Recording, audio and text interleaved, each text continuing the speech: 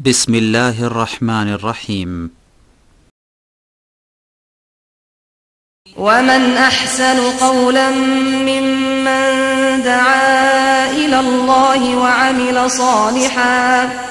وعمل صالحا وقال إنني من المسلمين. أعوذ بالله من الشيطان الرجيم. وقالت اليهود يد الله مغلولة غلت أيديهم ولعنوا بما قالوا بل يداه مبسوطتان ينفق كيف يشاء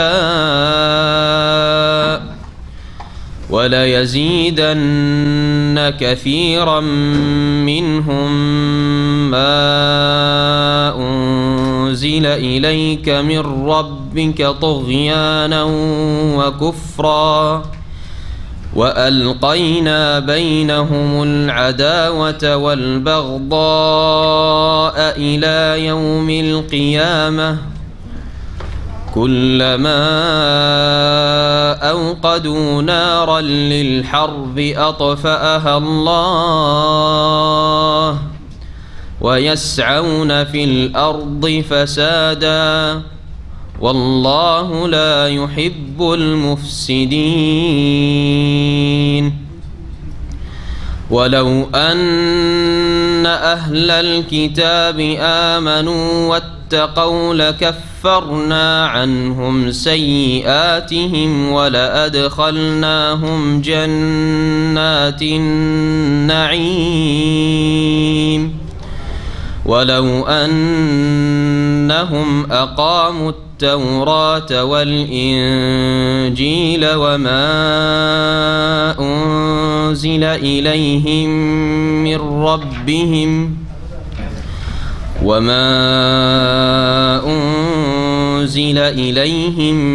من ربهم لأكلوا من فوقهم ومن تحت أرجلهم منهم أمة مقتصدة وكثير منهم ساء ما يعملون. يا أيها الرسول بلغ ما أنزل إليك من ربك وإن لم تفعل فما بلغت رسالته والله يعصمك من الناس إن الله لا يهدي القوم الكافرين. قل يا أهل الكتاب لستم على شيء حتى تقيموا التوراة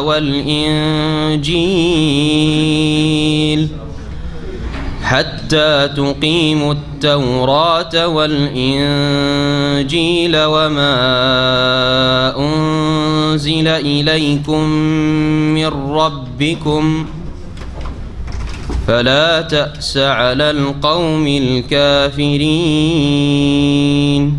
قل يا أهل الكتاب لستم على شيء حتى تقيموا التوراة والإنجيل وما أنزل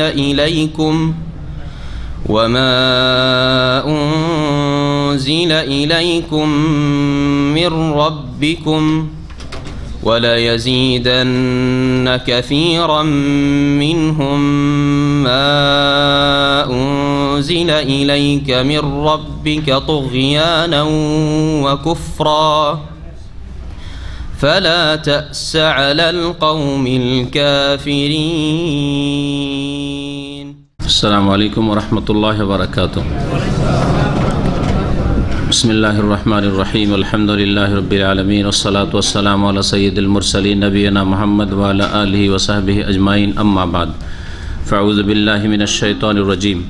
وقالت اليهود يد الله مغلولة غلت أيديهم ولعنوا بما قالوا بل يداه مبسوطتان ينفق كيف يشاء ولا يزيدن كثيرا منهم ما أنزل إليك من ربك طغيانا وكفرا وألقينا بينهم العداوة والبغضاء إلى يوم القيامة كلما أوقدوا نارا للحرب أطفاها الله ويسعون في الأرض فسادا والله لا يحب المفسدين মহান আল্লাহ সমস্ত প্রশংসা যে আল্লাহ পাক রব্বুল আলামিন মানব জাতির কল্যাণ চান। সেই জন্য আল্লাহ পাক রব্বুল আলামিন মানুষকে সৃষ্টি করার পরে তার জীবন বিধান আসমানি সিলেবাস নাজিল করেছেন যাতে করে তারা দিক নির্দেশনা হাসিল করতে পারে, সেখান থেকে আলো নিতে পারে, হেদায়েত নিতে পারে। সালাত এবং সালাম আম্বিয়া রসুলগণের ওপর, বিশেষ করে শেষ নবী মুহাম্মদ রাসূলুল্লাহ সাল্লাল্লাহু আলাইহি সাল্লামের ওপর, যাকে আল্লাহ পাক কোরআনে কারীম দিয়ে সারা বিশ্বের সমস্ত মানুষের জন্য রাসূল করে প্রেরণ করেছেন।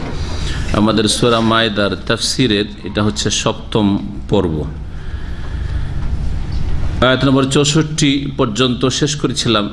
শেষখানে সময়ের অভাবে তাড়াহুড়াই, সুতরাং আবার সেই আয়াত সম্পর্কে 2-4টি কথা বলে আয়াত নম্বর 65 থেকে আসলে আমাদের তাফসীর শুরু হবে।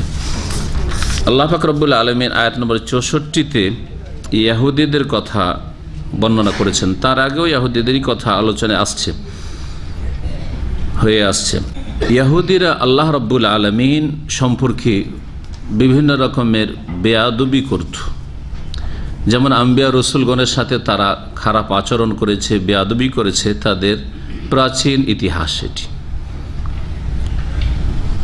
তারা তাদের অভাব দেখা দিলে আল্লাহ রাব্বুল আলামিনকে কৃপণ বলত, তাতে কোনো দ্বিধা করতো না।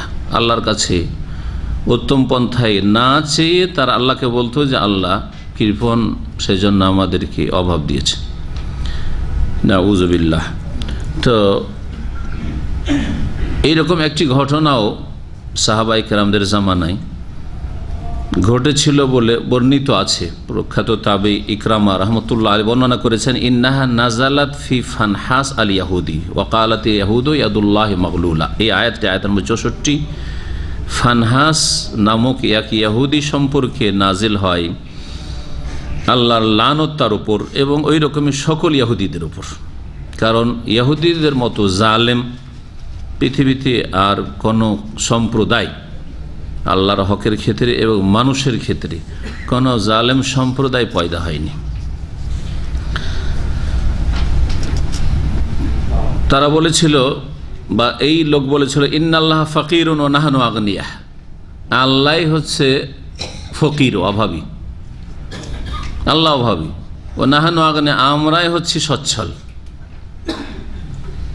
এইরকম কথা বলেছিল। আবু বকর সিদ্দিক রাদিয়াল্লাহু তাআলা আনহু শুনতে পেয়ে তাকে মার দিয়েছিলেন। ফাদারাবাহু আবু বকর সিদ্দিক রাদিয়াল্লাহু আনহু, আল্লাহর দ্বীনের গায়রাতে, আত্মমর্যাদা বোধে এবং আল্লাহর জন্য, আল্লাহর দ্বীনের জন্য, আল্লাহ রাসূলের জন্য রাগান্বিত হওয়া সওয়াবের কাজ, এবং কোন এইরকম অপরাধীকে শাস্তি দেওয়া, মার দেওয়া সওয়াবের কাজ। এই জন্য জিহাদ ফি সাবিলিল্লাহ সওয়াবের কাজ। শরীয়তে যেসব শর্তাবলী রয়েছে সেসব পূর্ণ করে যদি জিহাদ হয় তাহলে সেটা সবচেয়ে বড় সওয়াবের কাজ। অনেকে এটিকে ষষ্ঠ ইসলামের স্তম্ভ বলেছেন। ইসলামের যে 5টি স্তম্ভ, 6 নম্বর স্তম্ভ বলেছেন আমর বিল মারুফ অথবা জিহাদ ফি সাবিলিল্লাহ অথবা দাওয়া ইলাল্লাহ। 3টাই একই কাজ, আল্লাহর দ্বীনের দাওয়াত দেওয়া, ভালো কাজের উপদেশ দেওয়া, অন্যায় কাজে বাধা দেওয়া, অথবা আল্লাহর রাস্তায় সর্বাত্মক প্রচেষ্টা চালানো, জিহাদ ফি সাবিলিল্লাহ, যেটা অন্তরের ঘৃণা করে প্রতিবাদ থেকে শুরু করে কথার দ্বারা, আর প্রয়োজনে বল প্রয়োগ করা, অস্ত্রের প্রয়োগ, জিহাদ ফি সাবিলিল্লাহ। তো আবু বকর সিদ্দিক রাদিয়াল্লাহু তাআলা ওই লোককে মার দিয়েছিলেন। ওয়াকাদ রাদ্দাল্লাহু আযজা ওয়া জাল্লা আলাইহিম মা কালুহু, যেই বেয়াদবি কথা বলেছিল এই ইহুদি, তার খণ্ডন আল্লাহ পাকে আয়াতে করেছেন। মহান আল্লাহ বলছেন, ওয়াকালাতিল ইয়াহুদু ইয়াদুল্লাহি মাগলুলা, ইহুদিরা বলে থাকে যে আল্লাহর হাত হচ্ছে সংকুচিত বা আবদ্ধ, বাঁধা। গোল্লাত আইদিহিম, আল্লাহ পাক রব তাদের উপর অভিসম্পাত করছেন, তাদের হাত ধ্বংস হোক, তাদের হাত সংকুচিত হোক, মানে ধ্বংস হোক। ও লয়েনু বেমা কালু, আর তারা যে কথা বলেছে এর কারণে তাদের ওপর লানত, অভিসম্পাত হোক। বালিয়াদাহু মাবসুতাত, যেমন তেমন অপরাধের কথা না। আল্লাহ রাব্বুল আলামিন তোমাকে অস্তিত্ব দান করলেন, সৃষ্টি করলেন, তুমি কিছুই ছিলেন না। আলাম ইয়াকুন শাইআম মাযকুরা, কিছুই ছিলেন না, না থেকে হায় নিয়ে আসলেন। আল্লাহ পাক রব্বুল আলামিন রব প্রতিপালন করলেন সমস্ত স্তরে স্তরে স্তরে, যখন যা প্রয়োজন। ওয়া আতাকুম মিন কুল্লি মা সাল, যা তোমার চাহিদা প্রয়োজন, তোমার মায়ের পেটে আসা থেকে শুরু করে শেষ পর্যন্ত সব কিছুই আল্লাহ দিয়েছেন। আর তারপর আল্লাহকে বলবে যে আল্লাহ হচ্ছে কি ফকির, আমরাই হচ্ছি সচ্ছল, আল্লাহর হাত আবদ্ধ সংকুচিত, আল্লাহ কৃপণ, এইরকম কথা বলবে। ধ্বংস হকিরা। আল্লাহ পাক রব্বুল আলামিনের লানত গজব রয়েছে এই ইহুদি জাতির উপর। বালিয়াদাহু মাবসুতাতান, বরং তার দুই হস্ত উন্মুক্ত, প্রসারিত, উদার, খোলা। বাসাতে আবসত মানে খোলা। আল্লাহ রাব্বুল হাত প্রশস্ত, আর আল্লাহ দুই হাতের কথাও বলেছেন, তার মানে আল্লাহ রাব্বুল আলামিনের হাত আছে। এটি হচ্ছে আহলে সুন্নাত ওয়াল জামাতের আকীদা। কেউ যদি হাতকে অস্বীকার করে, আমি আল্লাহর হাত মানি না, সে কোরআন অস্বীকার করলো, কোরআনের একটি আয়াত অস্বীকার করলে সে মুসলিম থাকে না। কেউ যদি অপব্যাখ্যা করে যে আল্লাহর হাত মানে ক্ষমতাগত হাত, কুদরতি হাত, তাহলে সে গোমরাহ পথভ্রষ্ট। জি, আহলে সুন্নাত ওয়াল জামাতের অন্তর্ভুক্ত নয়। আল্লাহ পাক রব্বুল আলামিনের নাম গুণাবলীর ক্ষেত্রে আল্লাহ পাক রব্বুল আলামিন একটি গুণ হচ্ছে, আল্লাহ পাক রব্বুল আলামিন যা বলেছেন যে আমার আছে তা আছে, আর যা না করেছেন তা নেই। জি, ইতিবাচক গুণ আর নেতিবাচক গুণ। আপনার ইতিবাচক পজিটিভ গুণ আছে যে আপনি নরম স্বভাবের, এটা হচ্ছে ইতিবাচক গুণ। আপনি খুব দয়ালু মানুষ, আপনার মায়া মমতা খুব বেশি, ঠিক না? আপনি কঠোর পরিশ্রমী, এগুলো ভালো গুণ কিনা? এগুলো হচ্ছে ইতিবাচক পজিটিভ গুণ। আর নেগেটিভ গুণ, আপনি নিষ্ঠুর না, কর্কশ ভাষী না, আপনি মিথ্যুক না। জি হ্যাঁ, তো আল্লাহ রাব্বুল আলামিন ওই রকমই সেফাতে ইজাবিয়া, সেফাতে সালবিয়া, ইতিবাচক গুণও রয়েছে আর নেতিবাচক। লাম ইয়াকুল লাহু ওয়ালাদ, তার সন্তান সন্ততি নেই। লাম ইয়াত্তাখিজ সাহেবা, তার সঙ্গিনী স্ত্রী নেই। জি, তার কোনো শরিক নেই, তিনি অসহায় নন, অপারগ নন। এগুলি হচ্ছে সব নেতিবাচক গুণ। যা আল্লাহ বলেছেন তা মানতে হবে, তাতে বিকৃতিও ঘটানো যাবে না, অপব্যাখ্যাও করা যাবে না, অস্বীকৃতি জানানো যাবে না, আর তার সাদৃশ্যতা পোষণ করা যাবে না। যে আল্লাহর গুণ, আল্লাহর দয়া আপনার দয়ার মতো নাকি? না আল্লাহর দয়া আল্লাহর দয়ার মতো? ঠিক ওই রকম আল্লাহর হাত আল্লাহর মতো। আমার দেশের এক শ্রেণীর আলেম সমাজ ভ্রান্ত আকিদা, ইলমুল কালাম, আকিদা নাসাফিয়া আর আশারি মাতুরিদি, সব ভ্রান্ত বিদাতি আকিদা পড়ার কারণেই কওমি মাদ্রাসাগুলিতে অথবা আলিয়া মাদ্রাসাতে এসব পড়ার কারণে মগজে আগে থেকে ভাইরাস ঢুকে আছে, আগাছা ঢুকে আছে, যার ফলে আলেম হয়েছে, মুফতি সেজেছে, বড় বড় ডিগ্রি নিয়েছে, মানুষের কাছে বড় বড় লম্বা লম্বা ওয়াজ করে, কিন্তু নিজের আকিদাটি আল্লাহ সম্পর্কে ঠিক করতে পারেনি। আল্লাহ সর্বত্র বিরাজমান, আল্লাহর আরশ আজিমে সমুন্নত বিশ্বাস করে না। অথচ কোরআন কারীমের একটি আয়াত না, বহু আয়াত রয়েছে যে আল্লাহ সমস্ত সৃষ্টির ঊর্ধ্বে রয়েছে। আল্লাহ রাব্বুল আলামিনের হাত অস্বীকার করে, আল্লাহ রাব্বুল চোখ অস্বীকার করে, আল্লাহ রাব্বুল আলামিনের চেহারা অস্বীকার করে। অথচ কোরআনে স্পষ্ট ওয়াজহুন চেহারা, আইনুন চক্ষু আছে না নেই কোরআন কারীমে?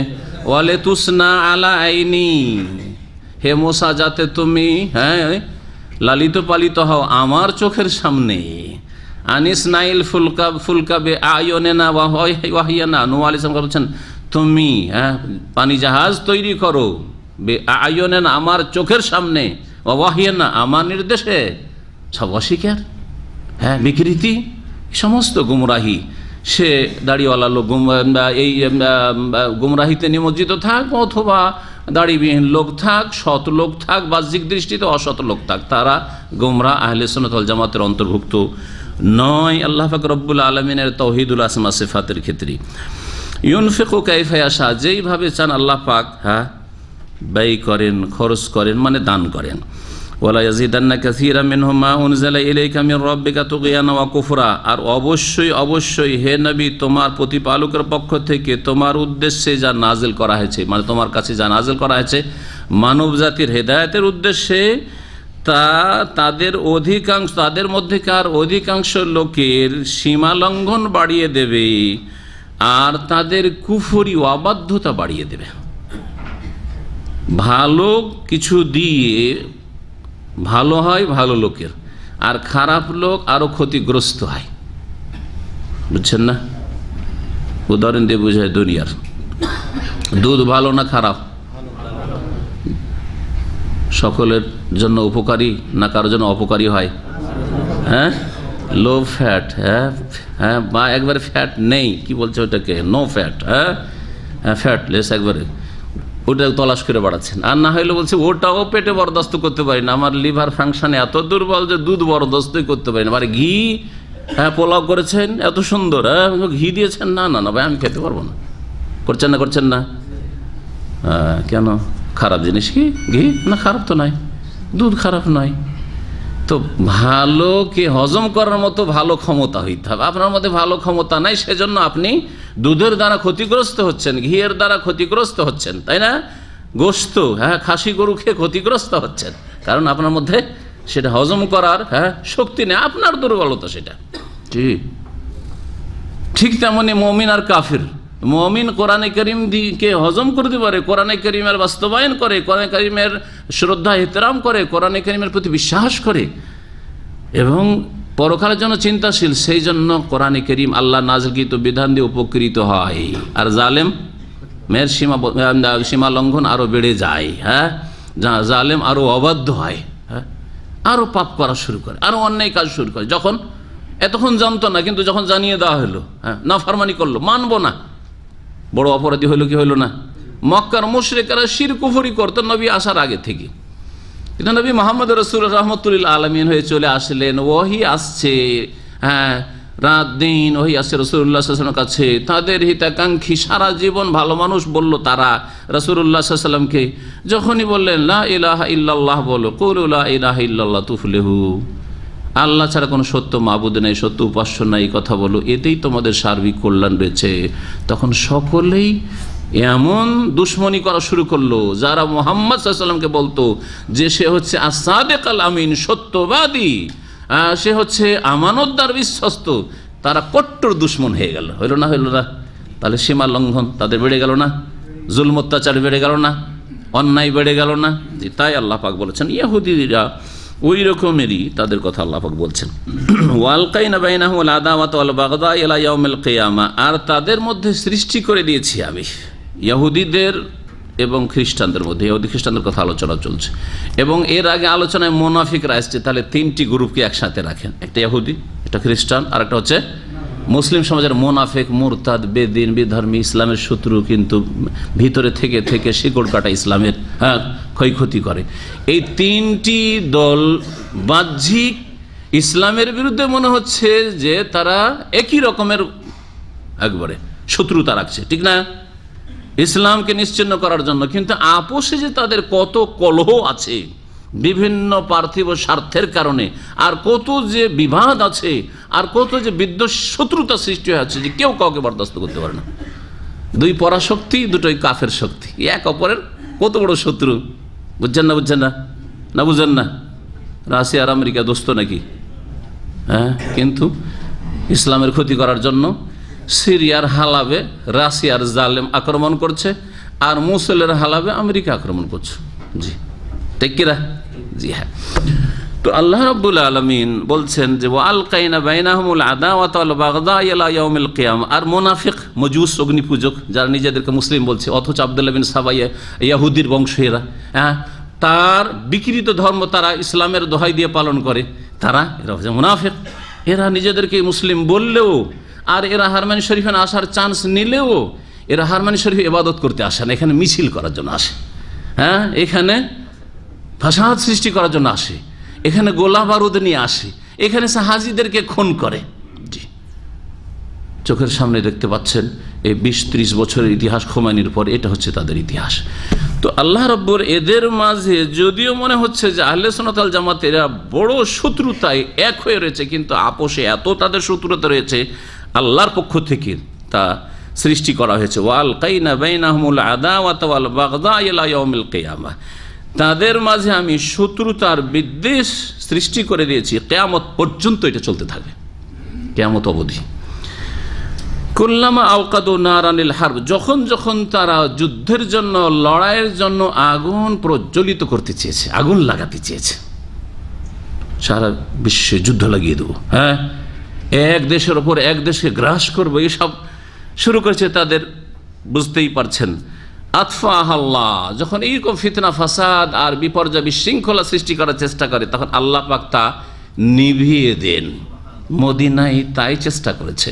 খন্দকের যুদ্ধের সময় মদিনার মুনাফিকরা বাইরের মুশরিক কাফেরদের সাথে আর খাইবারের ইহুদিদের সাথে, মুনাফিক গ্রুপ মদিনার ভিতরে আছে, আর বনু কুরাইজা ইহুদি আছে এখানে, আর কিছু ইহুদি নির্বাসিত হয়ে খাইবারে আছে সব, আর কাফের মুশরিক তো মক্কা থেকে শুরু করে চারিদিকে যে নাজদের বড় বড় কাফের গোত্রগুলো ছিল সবগুলি এক হয়ে মদিনা থেকে ইসলামকে মুসলিমকে মুহাম্মদকে নিশ্চিহ্ন করে আসবে।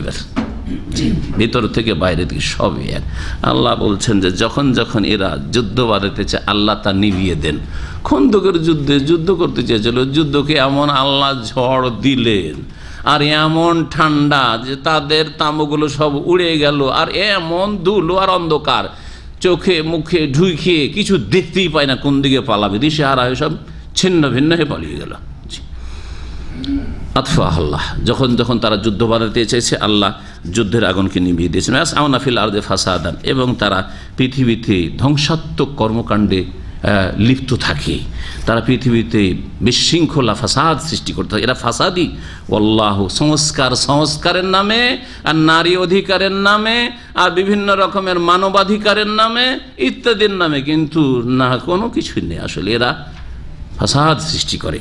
ওয়াল্লাহু লা ইউহিব্বুল মুফসিদিন, আল্লাহ পাক রব্বুল আলামিন বিশৃঙ্খলা সৃষ্টিকারী, বিপর্যয় সৃষ্টিকারী, ধ্বংসাত্মক কর্মকাণ্ডে জড়িত ব্যক্তিদেরকে ভালোবাসেন না, তাদের জন্য আল্লাহর আযাব রয়েছে। ওয়ালাউ আন্না আহলাল কিতাবে আমানু, তারপর আল্লাহ পাক রব্বুল আলামিন রহমতের দরজা খুলছেন, দিক নির্দেশ দিচ্ছেন, ইহুদিকেও দিচ্ছেন, খ্রিস্টানকেও দিচ্ছেন, মুনাফিকদেরকেও দিচ্ছেন, মুসলিমদেরকে দিচ্ছেন, সৎ অসৎ সকলের জন্য।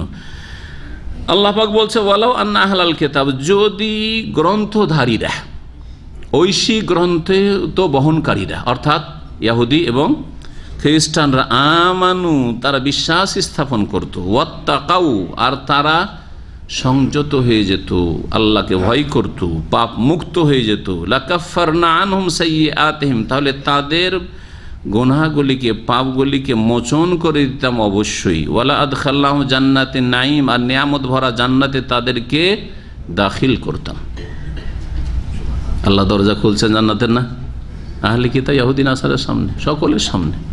আহলে কিতাবকে যদি আল্লাহ বলেন যে তোমরা যদি ঈমান ঠিক করে নাও, কুফরির জায়গায় তৌহিদ নিয়ে আসো, কুফরিকে সরাও, তৌহিদ নিয়ে আসো, আর শেষ রাসূল মুহাম্মদ সাল্লাল্লাহু আলাইহি ওয়াসাল্লাম সারা বিশ্বের সকলের জন্য তোমাদের জন্য রহমত হয়ে এসেছেন, এই রহমতকে সাদরে গ্রহণ করো, আর পাপাচার থেকে বাঁচো, তোমরা আল্লাহর আদেশ মানো এবং নিষেধাজ্ঞা থেকে বিরত থাকো, তাহলে তোমাদের গুনাহগুলি অপরাধগুলি মাফ করে দেব আর জান্নাত দেব তোমাদের। ওয়ালাউ আন্নাহুম আকামুত তাওরাত ওয়াল ইনজিল, আর তারা যদি তাওরাতের বিধান প্রতিষ্ঠিত করত, ইনজিলের বিধান প্রতিষ্ঠিত করত, ইহুদিরা তাওরাত প্রতিষ্ঠিত করত, খ্রিস্টানরা ইনজিল প্রতিষ্ঠিত করত, এবং তার সাথে সাথে ওয়ামা উনজিলা, দেখেন ভালো করে শুনে রাখেন, শুধু তাওরাত ইনজিল মেনে জান্নাত পাওয়া যাবে না, এই জন্য আল্লাহ তিনটি কথা বলেছেন। তাওরাত কায়েম করত, ইনজিল কায়েম করত, আর কি ওয়ামা উনজিলা ইলাইহিম মির রাব্বিহিম, আর তাদের প্রতিপালকের পক্ষ থেকে তাদের উদ্দেশ্যে যা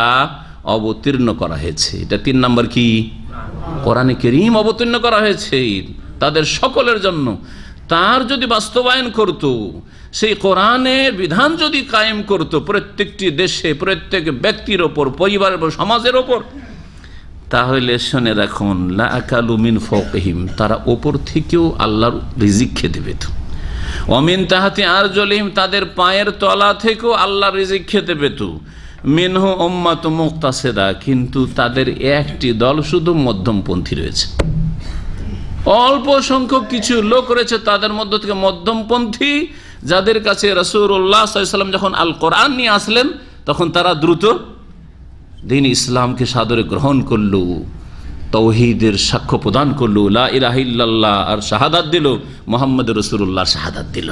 যেমন ইহুদিদের মধ্যে বড় একজন আলেম মদিনায় নবী সাল্লাল্লাহু আলাইহি ওয়াসাল্লাম হিজরত করে আসতে ইসলাম কবুল করেছিলেন, তার নাম কি আব্দুল্লাহ ইবনে সালাম রাদিয়াল্লাহু তাআলা আনহু। আর একজন বড় আলেম তাদের ইসলাম কবুল করেছেন উমর রাদিয়াল্লাহু তাআলা নবী সাল্লাল্লাহু আলাইহি ওয়াসাল্লামের পরে, কাব আল আহবার। জি, আর তার সাথে অল্প সংখ্যক কিছু লোক খ্রিস্টানদের মধ্য থেকে জি হ্যাঁ ইসলাম কবুল করেছেন বেশ কিছু। তারপরে সালমান ফার্সি পারস্য দেশ থেকে বেরিয়েছেন ইসলামের তলাশে, শেষ নবীর তলাশে। ভবিষ্যৎবাণী শুনেছেন যে শেষ নবী আসবে আর আরবের দিকে আসবে। সুতরাং ইরান থেকে রাজার ছেলে ছিল, রাজ পরিবার থেকে বেরিয়ে কোথায় কোথায় গিয়ে আর বিভিন্ন লোকের গোলামের জীবন কাটিয়ে শেষখানে মদিনার এক লোকের ইয়াহুদির গোলাম হয়েছে। আল্লাহ মদিনাতে পৌঁছে দিয়েছে, গোলামি করেছে ওই অবস্থায়, যে এখানে এসে ইসলাম কবুল করছেন। এইরকম যুগে যুগে বহু খ্রিস্টান ইসলাম গ্রহণ করছে, তাই না? জি হ্যাঁ, যুগে যুগে বহু ইসলাম গ্রহণ করেছে খ্রিস্টানরা, সাহাবায়ে কেরামদের যুগ থেকে শুরু করে আজ পর্যন্ত। তাদের সংখ্যায় বেশি ইসলাম কবুল করার, আর অল্প ইহুদি, অধিকাংশ ইহুদি অবাধ্য, আর মুশরিকও অল্পই ইসলাম গ্রহণ করেছে। আলহামদুলিল্লাহ ভারতের মুসলিম যারা ইসলাম গ্রহণ করেছে তাদের অধিকাংশ সেখানকার অধিবাসী, ভারত উপমহাদেশের, যদিও কিছু হয়তো সেখানে হিজরত করে অন্য অন্য দেশ থেকে গিয়েছে। আল্লাহ পাক বলছেন যে তাদের একটি দল শুধু মধ্যমপন্থী রয়েছে, ওয়া কাসীরুম মিনহুম সাআ মা ইয়ামালুন, আর তাদের মধ্যেকার অধিকাংশই বড়ই জঘন্য কাজকর্ম করত, আমল করত, খারাপ কাজ করত। আল্লাহ রাব্বুল আলামিন আরেকটি আয়াতে এই মধ্যমপন্থীদের প্রশংসা করেছেন, আর যারা জান্নাতি তাদেরকে 3 ভাগে ভাগ করেছেন ওই আয়াতে। মহান আল্লাহ ইরশাদ করেছেন, সুম্মা আওরাসনাল কিতাবাল্লাযী ইসতাফাইনা মিন ইবাদিনা, অতঃপর আমি কিতাবের উত্তরাধিকারী বানিয়েছি, ওয়ারিস বানিয়েছি ওই সব লোকদেরকে যাদেরকে আমি মনোনীত করেছি আমার বান্দাদের মধ্য থেকে। ফামিনহুম যালিমুন লিনাফসিহি, এক শ্রেণীর লোক আছে যাদেরকে মনোনীত তো করেছি, ইসলাম কবুলের তৌফিক দিয়েছি, কিন্তু তারা নিজেদের মাঝে মধ্যে জুলম অত্যাচার করে থাকে, বিভিন্ন পাপে জড়িয়ে পড়ে। মুসলিম সমাজের যারা গুনাহগার ফাঁসে কিন্তু ইসলাম ভঙ্গ করেনি, বেদিন হয়ে যায় না বা বড় শিরক করে না, কিন্তু বিভিন্ন পাপে জড়িয়ে পড়ে কুপ্রবৃত্তির কারণে। ওয়ামিনহুম মুক্তাসিদ, আর তাদের একটি দল কি রয়েছে, মুক্তাসিদ আসলো না? জি হ্যাঁ, ওখানে ছিল কি উম্মাতুম মুক্তাসিদা, ইহুদি খ্রিস্টানদের মধ্যে একটি মধ্যপন্থী দল আছে, আর মুসলিমদের মধ্যে এক দল বিভিন্ন পাপে জড়িয়ে পড়ে, আর এক দল মধ্যমপন্থী আছে, ফরজ ওয়াজিবগুলি আদায় করে, আরাম নাজায়েজ থেকে বেঁচে থাকে। তাহলে আগের দলটি যেটি জুলম অত্যাচার করে থাকে, মাঝে মাঝে ফরজে ঘাটতি করে হয়তো, কিন্তু নামাজে না। নামাজ যেহেতু নামাজ ছাড়া, কুফরি কাজ নামাজ ছাড়া ধরেন অন্যান্য মেলা ফরজ আছে, সেগুলোতে ঘাটতি, পর্দা ফরজ ঘাটতি আছে, মেলা ফারাইজ ইসলামে আছে, বাপ মায়ের সেবা ফরজ, তাদের সাথে সদ্ব্যবহার ফরজ, তাতে কিছু ঘাটতি আছে। এইরকম মেলা ফরজ মানুষের উপর আছে যেগুলোতে ঘাটতি আছে। হারাম নাজায়েজ মেলা আছে, কিছু হারাম কাজ করে কিন্তু ইসলাম ভঙ্গ করেনি, শিরকের অপরাধ করেনি, কুফরের অপরাধ করেনি, নাস্তিক হয়ে যায়নি, সেহের জাদু টোনার মাধ্যমে ইসলাম ভঙ্গ করেনি, ইত্যাদি বহু যে সেই ইমামের বিষয় রয়েছে, এসব করেনি। তাহলে জালেমেরা। আর মধ্যমপন্থী যারা ফরজ ওয়াজিব আদায় করে আর হারাম নাজায়েজ থেকে বেঁচে থাকে, মধ্যমপন্থী, তার সাথে হয়তো কিছু সুন্নত নফল আছে, ভালো কাজ আছে। ওয়ামিনহুম সাবিকুন বিল খায়রাত, আর তাদের মধ্যে এই মুসলিম উম্মতের মধ্যে একদল রয়েছে যারা কল্যাণের কাজে, কল্যাণ সমূহে মানে কল্যাণের কাজগুলিতে তারা বড় অগ্রগামী। ফরজ ওয়াজিব তো আছেই, সুন্নত নফল আছে, অনেক তাদের নফল ইবাদত বন্দেগী আছে, সারাদিনের বহু জিকির আজকার আছে, তাহাজ্জুদ আছে, সালাতুদ দুহা আছে, আল্লাহর সন্তুষ্টির জন্য তারা বহু নফল ইবাদত বন্দেগী করে, যাকাত দেওয়ার সাথে সাথে বহু দান খেরাত করে, বহু ইসলামের খেদমত করে, হজ শুধু ফরজ হজ আদায় করেনি, বহু হজ করেছে, হজ করার চেষ্টা করে, ওমরা করে, ইত্যাদি। এরকম বহু নেক আমল তাদের আছে। এরা হচ্ছে সাবিকুন বিল খায়রাত, দিনের কাজে অগ্রগামী, দিনের কথা নিজে জানার সাথে সাথে অন্যকে জাহান্নাম থেকে উদ্ধার করতে চায়, জাহান্নামের রাস্তা থেকে ফিরাতে চায়, আপ্রাণ চেষ্টা করে। একজন দিন শিখার পরে শুধু নিজের জন্য যথেষ্ট মনে করলো, আর আরেকজন বলছেন না না না, আমি জাহান্নাম থেকে বাঁচলাম, আমার জাতিকে জাহান্নাম থেকে বাঁচাইতে হবে। দুজন কি এক? বিইذنিল্লাহ, যালিকা হুয়াল ফাদলুল কাবীর। এটি হচ্ছে আল্লাহর মহা অনুগ্রহ যে জান্নাত যদি পেয়ে যান, জাহান্নাম থেকে বাঁচতে পারেন, আর বিশেষ করে যদি অগ্রগামী হতে পারেন, তাহলে মুসলিম 3 ভাগে বিভক্ত এই আয়াতে আল্লাহ পাক বলেছেন। কোন সূরা রয়েছে হাফেজ সাহেবেরা? ফাতির। আচ্ছা, আজকাল আমাদের দেশের বক্তারা যে কোনো বক্তব্য করে, আরে সূক্ষ্ম মাসলাও বয়ান করছে, বা আকিদ, সূক্ষ্ম মাসলা তো বেশি বয়ান করে না, আকিদ ধরেন গুমরাহ ভুল কথাই বয়ান করছে, শিরকি কুফরি কথা বয়ান করছে, বিদাতি কথা, পীরদের কিচ্ছা কাহিনী বয়ান করছে, শ্রোতা জানেও না, ওই দিন প্রথম শুনলে, ঠিক না বে ঠিক? বলছো ঠিক। আরে বক্তাও মূর্খ আর শ্রোতাও মূর্খ, ঠিক, আচ্ছা যে ঠিক বলছে সত্যায়ন করছে সে বেশি জ্ঞানী, হ্যাঁ, না যে জিজ্ঞাসা করছে সে বেশি জ্ঞানী? ভাই আপনি একটা নামাজ পড়লেন, নামাজ পড়বেন দ্বিধাদ্বন্দ্ব আছে, ঠিক না বেটি, আমাকে জিজ্ঞেস করতে আসলেন, কেন জিজ্ঞেস করছেন? আমি আপনার চাইতে বেশি জানি সেই জন্য। তাহলে বক্তা সাহেব এত জাহেলের জাহেল যে ও বুঝতে পারছে যে আমি এই শ্রোতাদের চাইতে বেশি মূর্খ, সেই জন্য জিজ্ঞেস করছে, ঠিক না বেঠিক, ঠিক না বেঠিক, বলেন ঠিক না? আউযুবিল্লাহ। আরে একটা দুনিয়ার কথা যদি জিজ্ঞেস করি চাষাবাদ সম্পর্কে, ঠিক, তাহলে ঠিক আছে। হাফেজকে জিজ্ঞেস করলাম, ঠিক, আপনাদের জিজ্ঞেস করছি যে সূরা ফাতির ঠিক আছে কথা আমার, এটা ঠিক আছে, কারণ ও হয়তো আমার চাইতে বেশি জানতে পারে, বুঝতে পারছেন? হ্যাঁ, কিন্তু সব কথাতে বক্তার একটা তরিকা হয়েছে, ঠিক না বেঠিক, ঠিক না বেঠিক, আর আপনারাও হুচুকে হ্যাঁ হ্যাঁ কিছুই জানেন না। লা হাওলা ওয়ালা কুওয়াতা ইল্লা বিল্লাহ। আর পরের আয়াতে, আয়াত নম্বর 67, প্রিয় নবী মুহাম্মদুর রাসূলুল্লাহ সাল্লাল্লাহু আলাইহি ওয়াসাল্লামকে আল্লাহ সম্বোধন করে বলছেন, ইয়া আইয়ুহার রাসূল, হে কি রাসূল, বললেন না ইয়া মুহাম্মদ। কোথাও কোরআনে কারিমে ইয়া মুহাম্মদ নেই, ইয়া আইয়ুহান নবীও আছে। সূরা আহজাব যেমন ইয়া আইয়ুহান নবী ইত্তাকিল্লাহ, তাই না? সূরা তাহরিম ইয়া আইয়ুহান নবী লিমা তুহাররিমু মা আহাল্লাল্লাহ, তাই না? ইয়া আইয়ুহার রাসূল, এখানে বাল্লিগ, জি হে রাসূল, বাল্লিগ মা উনজিলা ইলাইকা মির রাব্বিক, তোমার প্রতি যা নাজিল করা হচ্ছে বা হয়েছে তা প্রচার করো, পৌঁছিয়ে দাও, তোমার রবের পক্ষ থেকে যা নাজিল করা হয়েছে। ওয়া ইন লাম তাফআল, যদি এই কাজটা যথাযথভাবে না করো, ফামা বাল্লাগতা রিসালাতাহু, তাহলে তার পয়গাম তুমি পৌঁছালে না ঠিকভাবে, তোমার দায়িত্ব তুমি ঠিকভাবে পালন করলে না। নবীকেও সতর্কবাণী, তোমাকে এই জন্যই পাঠিয়েছি যে তোমাকে যা কিছু বলবো তা মানব জাতির কাছে যতদূর তোমার আওয়াজ পৌঁছিবে আর যতটা তুমি মেহনত পরিশ্রম করতে পারো ততটা তোমাকে করতে হবে, কি করার জন্য? প্রচারের জন্য, প্রসারের জন্য, পৌঁছিয়ে দেওয়ার জন্য। বাল্লিগ, পৌঁছিয়ে দাও। কিন্তু কি পৌঁছাইতে হবে? আল্লাহর কথা না মুরব্বীদের কথা? হ্যাঁ, যারা আল্লাহর কথা পৌঁছায় তারা দ্বীনের তাবলীগ করে, দ্বীনের প্রচার করে। তা কোরআনে কারিমে রয়েছে, আর রাসূলুল্লাহ সাল্লাল্লাহু আলাইহি ওয়াসাল্লামের হাদিসে রয়েছে।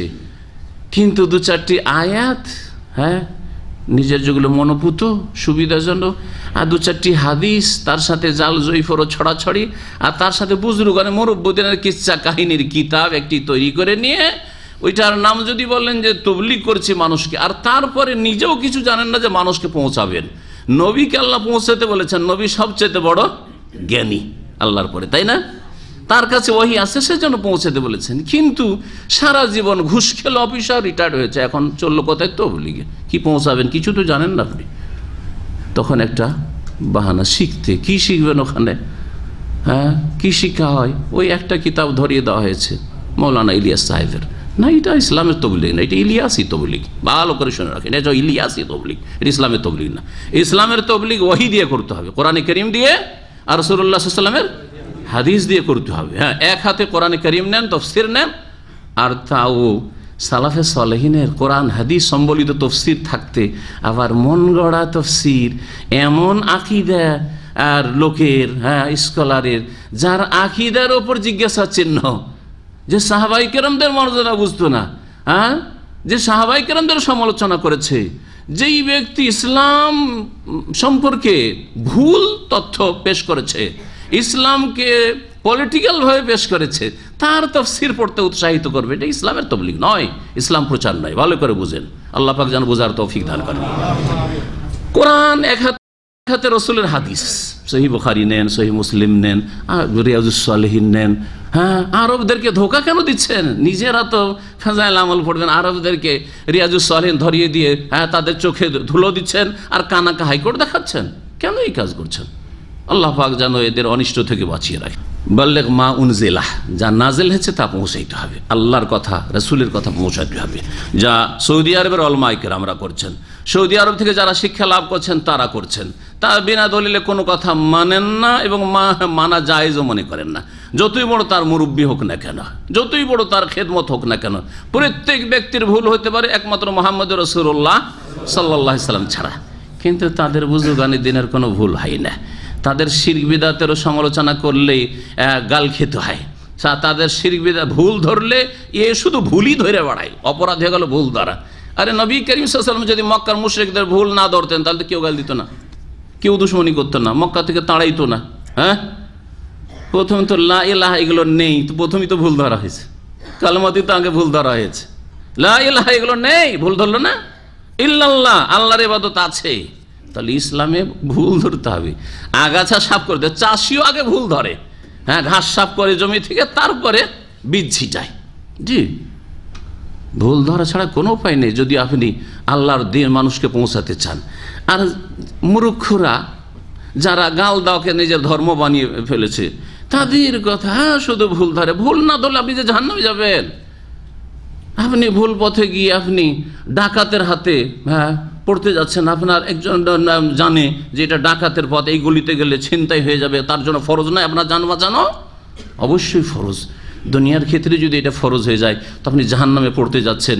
আর সে হিতাকাঙ্ক্ষী হয়ে জাহান্নামের রাস্তা থেকে আপনি ইসলাম পালন করছেন, কিন্তু এমন ভুল ইসলাম পালন করছেন যে ইসলামের কারণে ইসলাম পালন করেও আমেলাতুন নাসিবা তাসলা নারান হামিয়া, জ্বলন্ত আগুনে পড়তে হবে। তা আপনার ভুল না ধরলে তো আপনার ক্ষতি হলো, আপনার ক্ষতি হলো। আল্লাহ পাক যেন আমাদের বুঝার তৌফিক দান করেন। ইয়া আইয়ুহার রাসূল বাল্লিগ মা উনজিলা ইলাইকা মির রাব্বিকা ওয়া ইন লাম তাফআল ফামা বাল্লাগতা রিসালাতাহ। যা নাজিল হচ্ছে তার প্রচার করো তোমার রবের পক্ষ থেকে। ওয়া ইন লাম তাফআল, আর এই দায়িত্ব যদি পালন না করো ঠিকভাবে, তাহলে আল্লাহর রিসালাত, আল্লাহর মেসেজ পয়গাম তুমি পৌঁছালে না, যে দায়িত্ব তোমাকে দিয়েছি। ওয়াল্লাহু ইয়াসিমুকা মিনান নাস, আর পৌঁছাতে গিয়ে কাউকে ভয় করিও না, কারণ আল্লাহ তোমাকে রক্ষা করবেন, বাঁচাবেন মানুষ থেকে, মানে মানুষের অনিষ্ট থেকে। হাদিসে রয়েছে প্রিয় নবী মুহাম্মদ রাসূলুল্লাহ সাল্লাল্লাহু আলাইহি সাল্লামের বাড়ির চারপাশে এই আয়াত নাজিল হওয়ার আগে পর্যন্ত, যেহেতু মদিনায় মুনাফিক দুশমন আছে, ইহুদি শত্রু আছে, আবার বাইরের মুশরিক শত্রুরা যে কোনো সময় হামলা করে দিতে পারে, সেজন্য সাহাবায়ে কেরামরা পাহারা দিতেন। নবী সাল্লাল্লাহু আলাইহি সাল্লাম না বললেও তারা ঘোরাঘুরি করতেন, রাত্রে ঘোরাঘুরি করতেন নবী সাল্লাল্লাহু আলাইহি সাল্লামের বাড়ির চারিদিকে, মসজিদে নবীর আশেপাশে, নবীর ঘরের চারিদিকে ঘোরাঘুরি করতেন সারা রাত। যখন এই আয়াত নাজিল হইল, নবী করিম সাল্লাল্লাহু আলাইহি সাল্লাম বললেন যে না, আর আল্লাহ আমাকে নিশ্চয়তা দিয়ে দিয়েছেন, ওয়াল্লাহু ইয়াসিমুকা মিনান নাস, আল্লাহ তোমাকে রক্ষা করবেন মানুষের অনিষ্ট থেকে। যাও তোমরা নিজ নিজ বাড়িতে ঘুমাও, ঘোরাফেরা করতে। এবং আল্লাহ রাব্বুল আলামিন যতদিন পর্যন্ত দিনকে কমপ্লিট নাজিল না করে, ততদিন পর্যন্ত আল্লাহ পাক রাসূলকে বাঁচিয়ে রেখেছেন। 20 দিয়েছে ইহুদি মহিলা, তারপরও কোনো ক্ষতি হয়নি, ঠিক না? আর যখন আলিয়ামা আকমালতু লাকুম দীনাকুম হয়ে গেল বিদায় হজে, আর তারপরে হজ করে জিল হজ মাসে ফিরে আসলেন, মুহররম গেল, সফর গেল, রবিউল আউয়াল মাসে রাসূলুল্লাহ সাল্লাল্লাহু আলাইহি ওয়াসাল্লাম ইন্তেকাল করলেন, কাজ শেষ হয়ে গেছে। জি, ইযা জা নাসরুল্লাহি ওয়াল ফাত, আল্লাহর সাহায্য চলে এসছে, বিজয় হাসিল হয়ে গেছে। ওরা আয়তান নাস ইয়াদখুলুনা ফি দীনিল্লাহি আফওয়াজা, এখন ভয় নেই, ইসলাম কবুল করলে দলে দলে আসছে, নির্দ্বিধায় আর সাহসের সাথে ইসলাম গ্রহণ করতে পারছে, রাস্তায় কোনো ইট পাটকেল নেই, বাধা নেই। ইয়াদখুলুনা ফি দীনিল্লাহি, দলে দলে ইসলামে প্রবেশ করছে লোকেরা।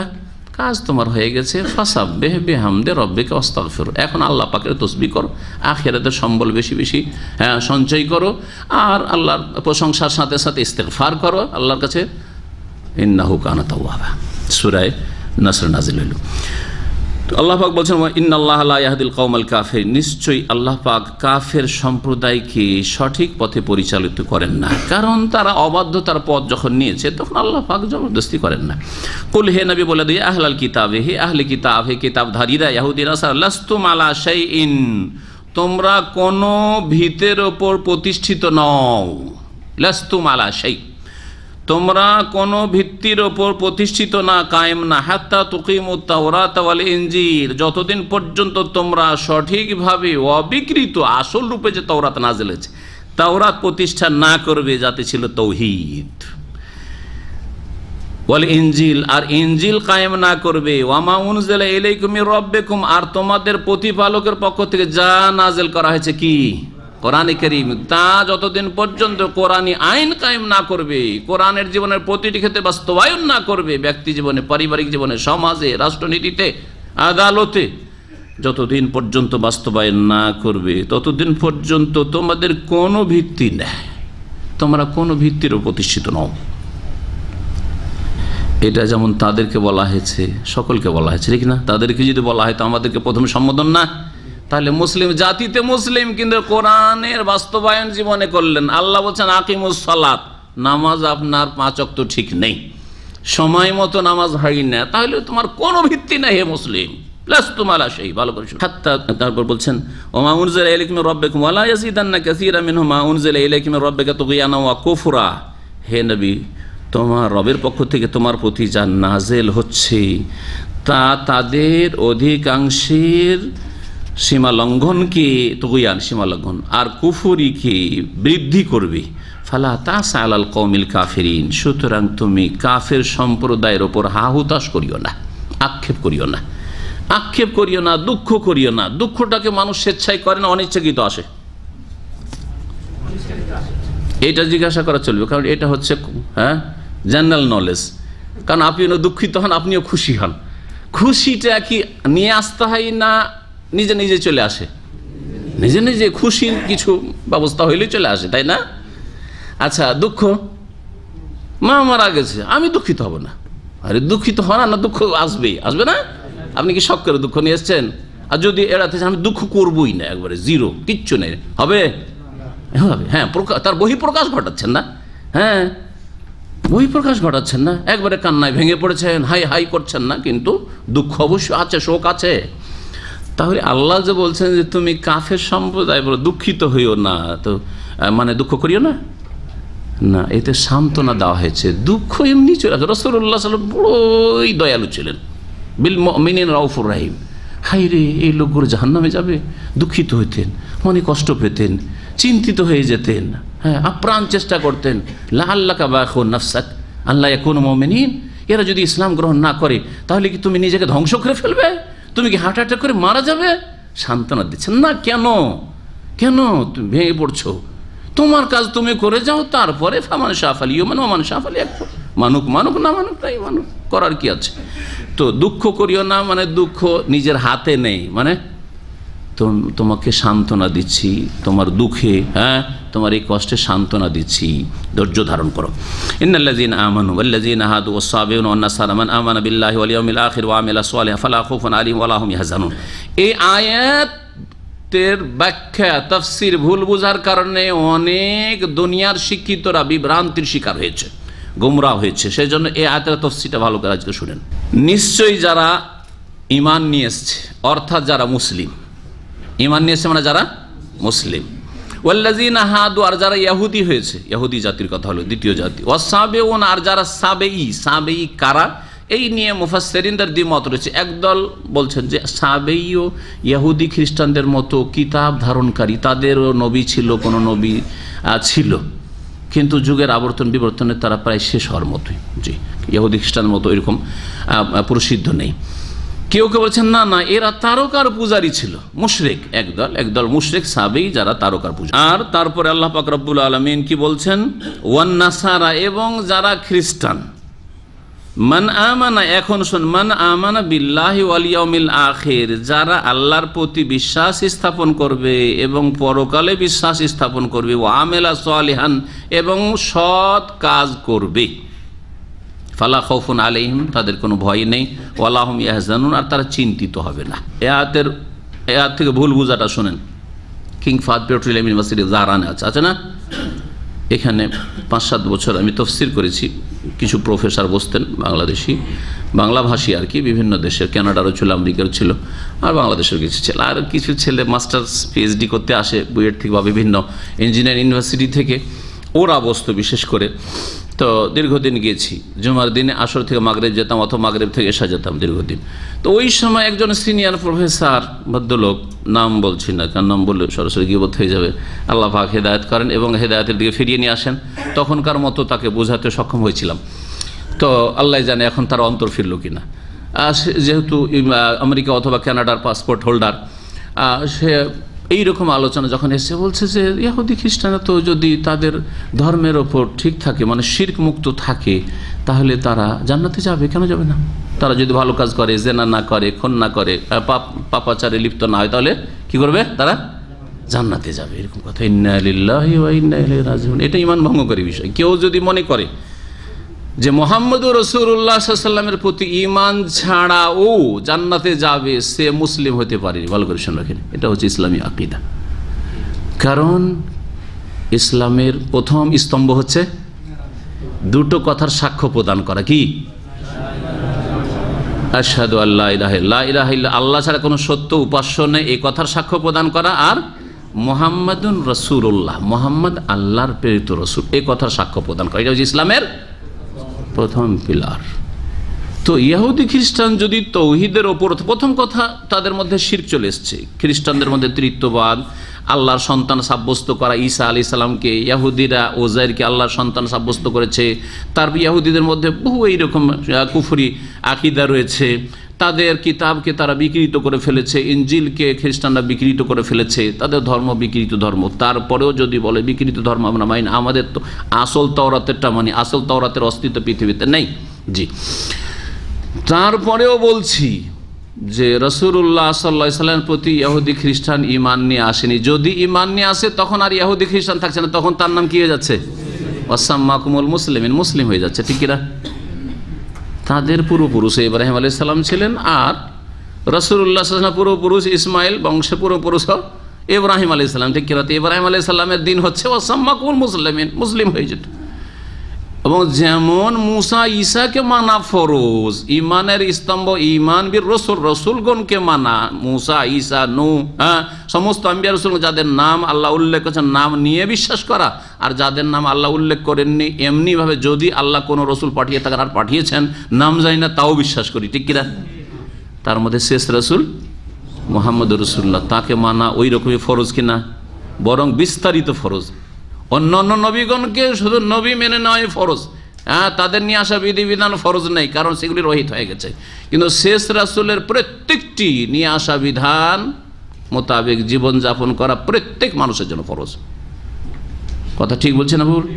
এটা ওদের তরিকে জিজ্ঞেস করলাম। প্রিয় নবী সাল্লাল্লাহু আলাইহি ওয়াসাল্লাম ওমর রাদিয়াল্লাহু তাআলার হাতে একটা তাওরাতের অংশ দেখেছেন। শখ করে একটু তাওরাতে কি আছে পড়ে দেখি, তখনও বিকৃত হয়ে গেছিল তাওরাত। দেখার পরে এত রাগান্বিত হয়েছে, বলছে যে হে ওমর, এটা আবার কি? মোতাহুয়ে কোন?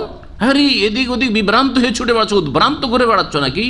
হ্যাঁ, এখনো কি হক পাওনি, সত্য পাওনি? আলাম ইয়াতিকুম বিহা বাইদা নাকিয়া, স্বচ্ছ আর পরিষ্কার পরিচ্ছন্ন দিন আর সুস্পষ্ট দিনকে আমি নিয়ে আসেনি? ওয়াল্লাহি, আল্লাহর শপথ করে বলছি, লাউ কানা মূসা হাইয়ান, এখন যদি মূসা আলাইহিস সালাম জীবিত থাকতেন, মা ওয়াসিয়াহু ইল্লা আন ইয়াত্তাবিআনি, তাহলে আমার অনুসরণ করা ছাড়া তার কোনো উপায় ছিল না। জি হ্যাঁ, অথচ তিনি রসুল, মূসা কালিমুল্লাহ, রসুলুল্লাহ। ঠিক কিনা? তাহলে এই আকীদা এখান থেকে বোঝা যে মমিন হইল জান্নাত যদি ভালো কাজ করে, আর ইহুদি ওরা ভুল কি বোঝাচ্ছে, যারা মমিন হইল আর যারা ইহুদি থাকলো, যারা সাবেই থাকলো, যারা খ্রিস্টান থাকলো, যদি ঈমান ঠিক থাকে আর আখিরাত প্রতি বিশ্বাস থাকে, ভালো কাজ করে, তাহলে কোনো ভয় নেই, কোনো চিন্তা নেই। তার মানে ইহুদিও জান্নাতি আর খ্রিস্টানও জান্নাতি। হ্যাঁ, এটা হচ্ছে কেমন বোঝা? ওস্তাদ ছাড়া বোঝা। এটা হচ্ছে ওস্তাদ ছাড়া বোঝা আর তাফসীর ছাড়া বোঝা। আর এই আয়াত রাসূলুল্লাহ সাল্লাল্লাহু আলাইহি ওয়াসাল্লামের প্রতি নাযিল হয়েছেন, সাহাবায়ে কেরাম রাসূল থেকে যেইভাবে আয়াতটা বুঝেছেন তাদেরকে উপেক্ষা করে বোঝা, স্বাধীন বোঝা, বিনা ওস্তাদে বোঝা। বিনা ওস্তাদে বুঝলে কি হয়? মেলা হাস্যকর গল্প আছে। তার মধ্যে একটি আছে উর্দু পড়ায় আমাদের দেশের মক্তবগুলিতে, তাই না? তো জামাতে নামাজ পড়লে হালকা পড়তে হয় ইমামকে, ঠিক না? লিখা আছে উর্দুতে হালকি পড়ে, তো হায় জবর না দিয়ে জের দিয়ে দিয়েছে, দিয়ে পড়েছে जब इमामत करे জামাত কি ইমামত করে তো হিল কে পড়ে, কারণ ওস্তাদের কাছে পড়েনি উর্দু। হ্যাঁ, কি পড়ছে? হিল কে পড়ে। হিল কে মানে তখন জামাতে নামাজ শুরু করেছে, ইমাম আর ঝুঁকা শুরু করেছে। দেখছে আমাদের যুগের ঘটনা। এক ছাত্র जब मैयत को दफन करे, কি আছে? जब मैयत को दफन करे, ছেলেটি পড়ছে আমাদের যুগের ছেলে ছাত্র, जब मैयत कुदफन करे, কি পড়ছে? মাইয়াত কো দফন, কো আলাদা, মাইয়াত কে, কো মানে কে, তাই না? দফন করবে তখন কি পড়বে? বিসমিল্লাহ ওয়া আলা মিল্লাতি রাসূল, ঠিক না? কিন্তু পড়ছে जब मैयत कुदफन करे, তখন বলছে যে তাহলে তো এর মানে কি হয়? মাইয়াত আবার কি করে কুদাকুদি করলো, মানে লাফালাফি, কুদফান তো বোঝেন মানে লাফালাফি, ফাল দেওয়া আর কি। মাইয়াত কি করে লাফালাফি করবে? বুঝতে পারছেন? তো এইরকম হইল অবস্থা যারা স্বাধীনভাবে কোরআন বুঝতে চায়, হ্যাঁ, জার্নাল লাইনে লেখাপড়া করেছে আর বলছে আমি কোরআনে তফসির করছি, টিভিতে তফসির করছি, আমি ওই আমার ছাত্রদেরকে তফসির করছি, আমার সংগঠন লোকের আমরা তফসির করি। ইসলাম জানতে হবে ইসলামের উৎস থেকে। হ্যাঁ, রাসূলুল্লাহ সাল্লাল্লাহু আলাইহি ওয়াসাল্লাম এই আয়াত বুঝেছেন, সাহাবারা কীভাবে বুঝেছেন, তাবেঈনরা কী তাফসীর করেছেন, হ্যাঁ, সালাফে সালেহিন কী তাফসীর করেছে, ইমাম ইবনে কাসির কী তাফসীর করেছে, ইমাম ইবনে জারির তাবরি কী তাফসীর করেছেন, ইমাম কুরতুবী কী তাফসীর করেছেন, সেগুলো দেখতে হবে। সবকে উপেক্ষা করে দেয়া কারো কথা আমি স্বাধীনভাবে বুঝবো, তাদের দশা ওইরকম হবে। তাহলে তাদের ভুল বুঝাটাকে স্পষ্ট করলে এখন সঠিক তাফসীর কি? যারা মুসলিম, ইন্নাল্লাযীনা আমানু মানে যারা জাতিতে মুসলিম আপনারা, আর যারা ইহুদি জাতিতে, যারা সাবেঈ জাতি, হ্যাঁ, এইরকম যারা খ্রিস্টান জাতি, আল্লাহ বলছেন মান আমানা বিল্লাহি ওয়াল ইয়াউমিল আখির। অন্য আয়াত রয়েছে মান আমান মিনহুম বিল্লাহি, সূরা বাকারাতে রয়েছে মান আমানা মিনহুম। তাদের মধ্য থেকে যারা সত্যিকার আল্লাহর প্রতি আর পরকালে ঈমান নিয়ে আসবে। আজকে বলেন অধিকাংশ খ্রিস্টান জগৎ যারা খ্রিস্টানদের সাথে বসবাস করেছেন তারা বস্তুবাদী, বস্তু ছাড়া কিচ্ছু বুঝে না, তারা আখিরাত পরকাল সম্পর্কে কোনো জ্ঞান রাখে না। তাহলে বস্তুবাদী নাস্তিক হয়, বস্তুবাদী আবার খ্রিস্টান হয় নাকি? কিন্তু জন্মসূত্রে খ্রিস্টান।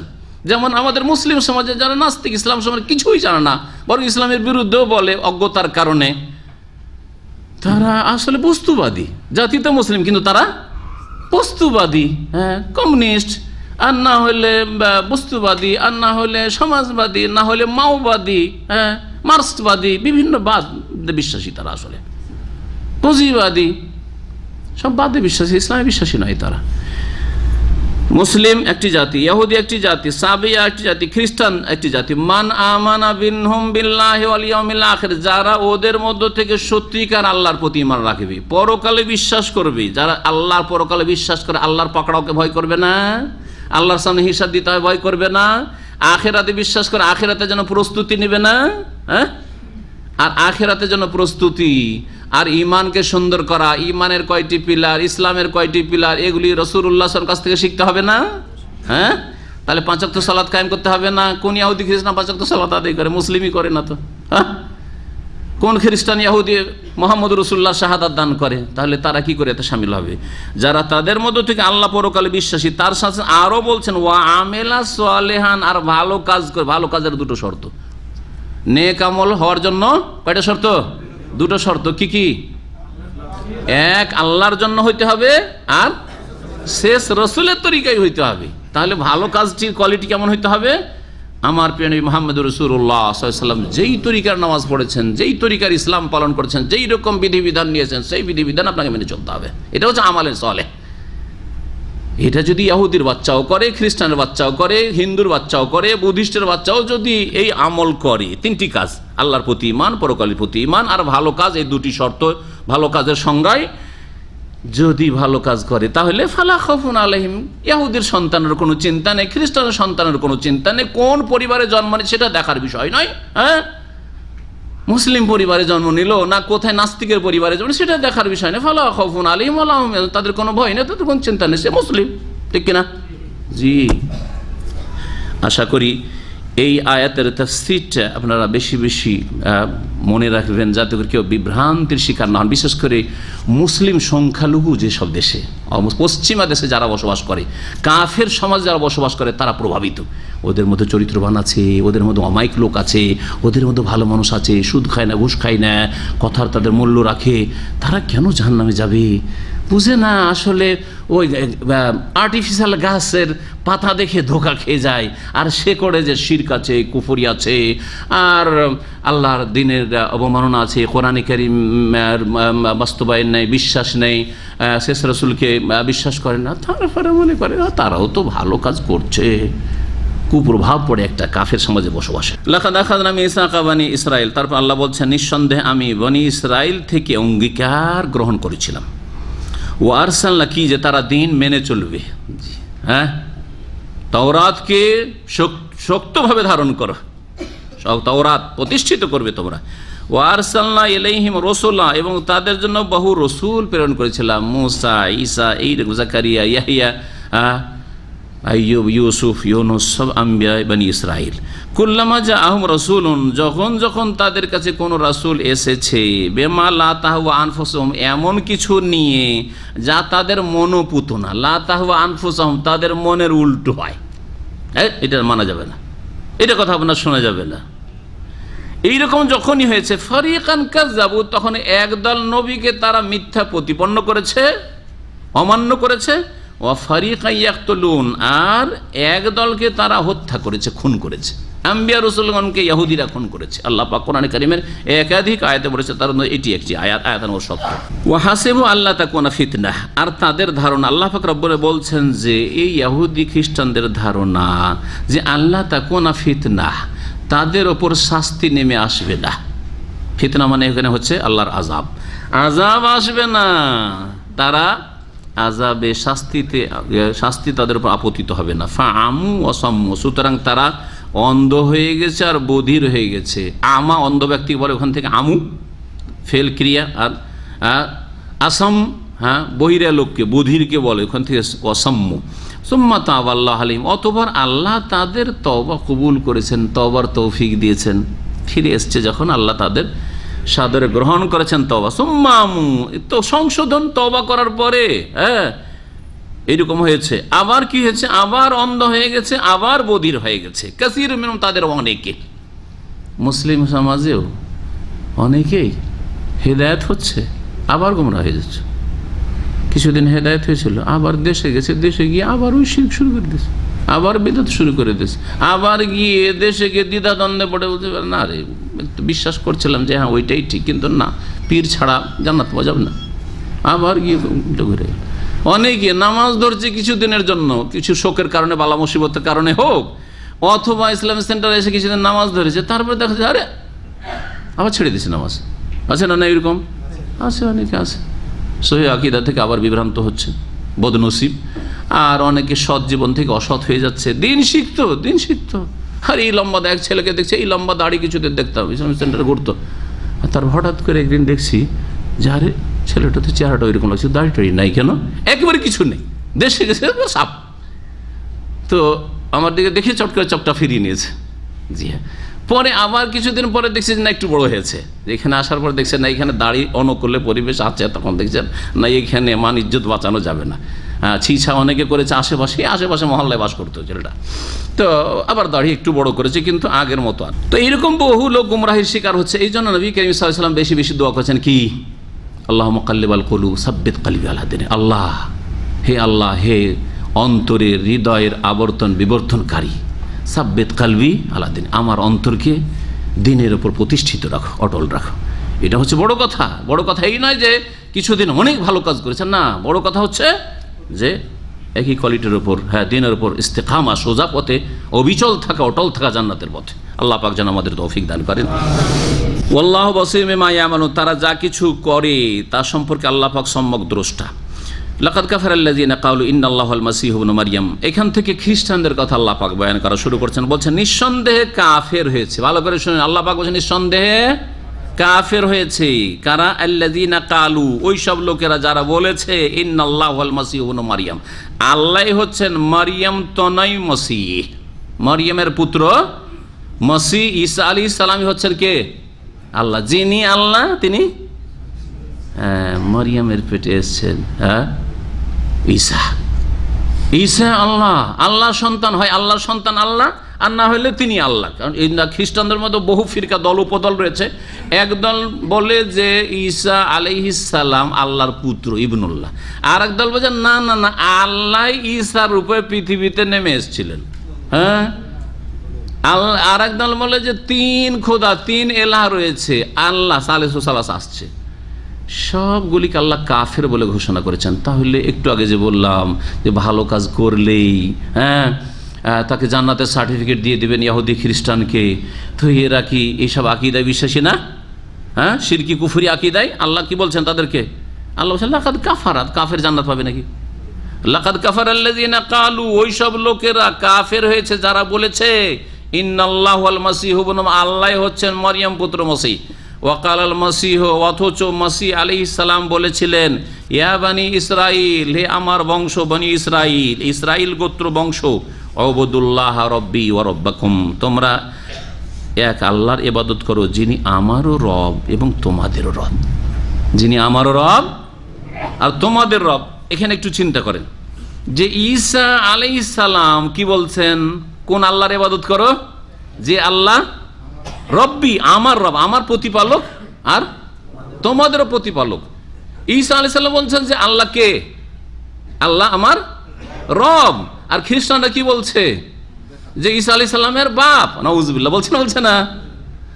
তাহলে ঈসার কথাটা ঠিক না এই খ্রিস্টানদের কথা ঠিক? বলেন বলেন, কোরআনের কথা শুধু না, ঈসা আলাইহিস সালাম বলছে রব্বি ওয়া রব্বাকুম, এখানে শুধু না, সূরা মারইয়াম আছে ওয়া ইন্নাল্লাহা রব্বি ওয়া রব্বাকুম ফাবুদু হাযা সিরাতুম মুস্তাকিম। এটাই হচ্ছে সরল পথ, এটা হচ্ছে জান্নাতের পথ, যে আল্লাহ হচ্ছেন আমারও রব তোমাদেরও রব।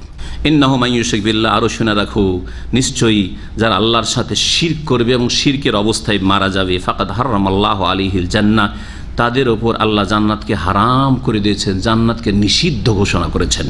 ওয়া মাওয়াহুন নার, এবং জাহান্নাম তাদের বাসস্থান। ওয়া মা লিয-যালিমিনা মিন আনসার, আর এইরকম জালেমদের কোনো সাহায্যকারী নেই। লাকাদ কাফারাল্লাযীনা ক্বালু, নিঃসন্দেহে কাফের হয়েছে ওই সব লোকেরা যারা বলে ইন্নাল্লাহা সালিসু সালাসা, আল্লাহ তিনের তৃতীয়, তিন খোদা রয়েছে, তিন এলা উপাস্য রয়েছে তাদের মাবুদ, এক হচ্ছে।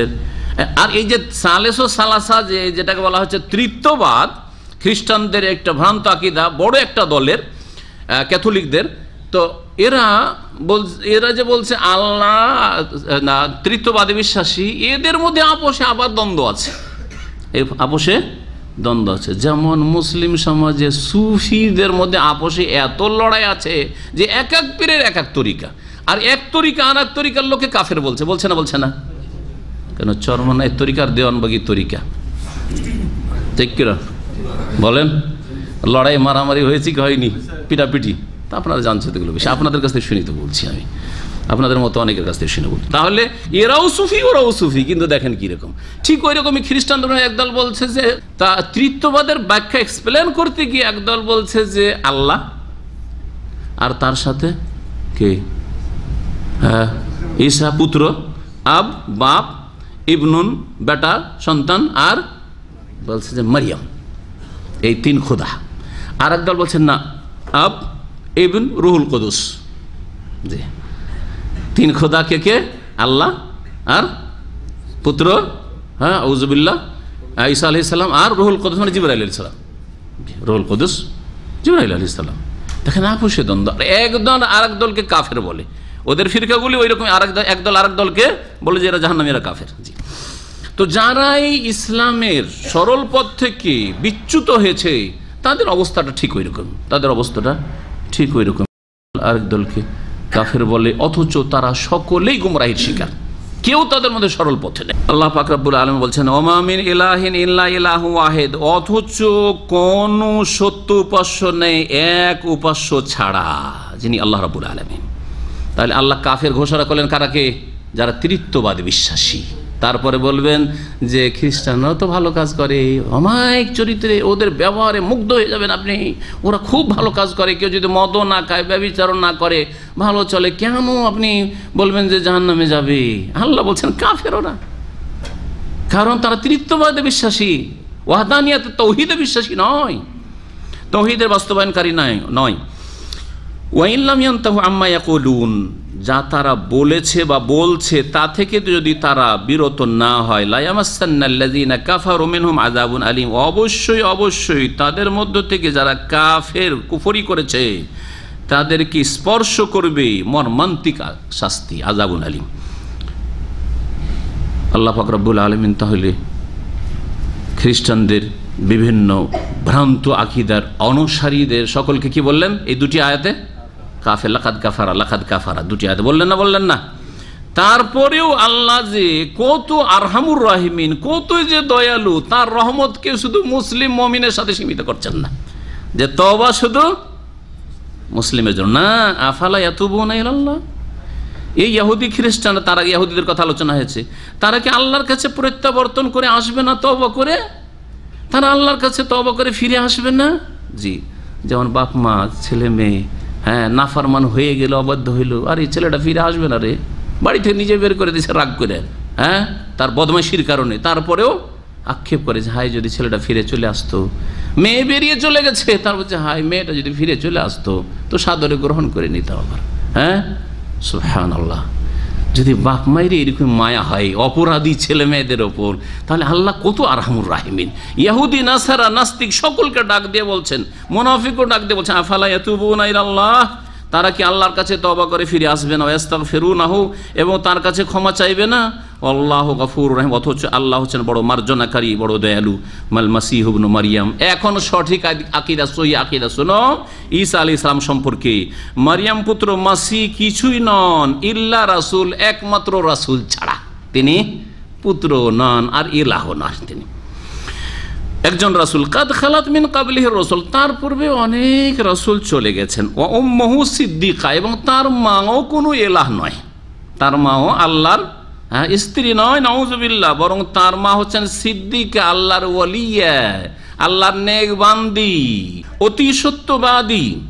কানা ইয়াকুলানি তাম, তারা মানুষ ছিল, আর মানুষ কোনোদিন উপাস্য মাবুদ হতে পারে, তাই তারা মানুষকে পানাহার করতে হয়, তারাও খাবার খেত। কানা ইয়াকুলানি তাম, মা আর ছেলে উভয়ে জি খাবার খেত।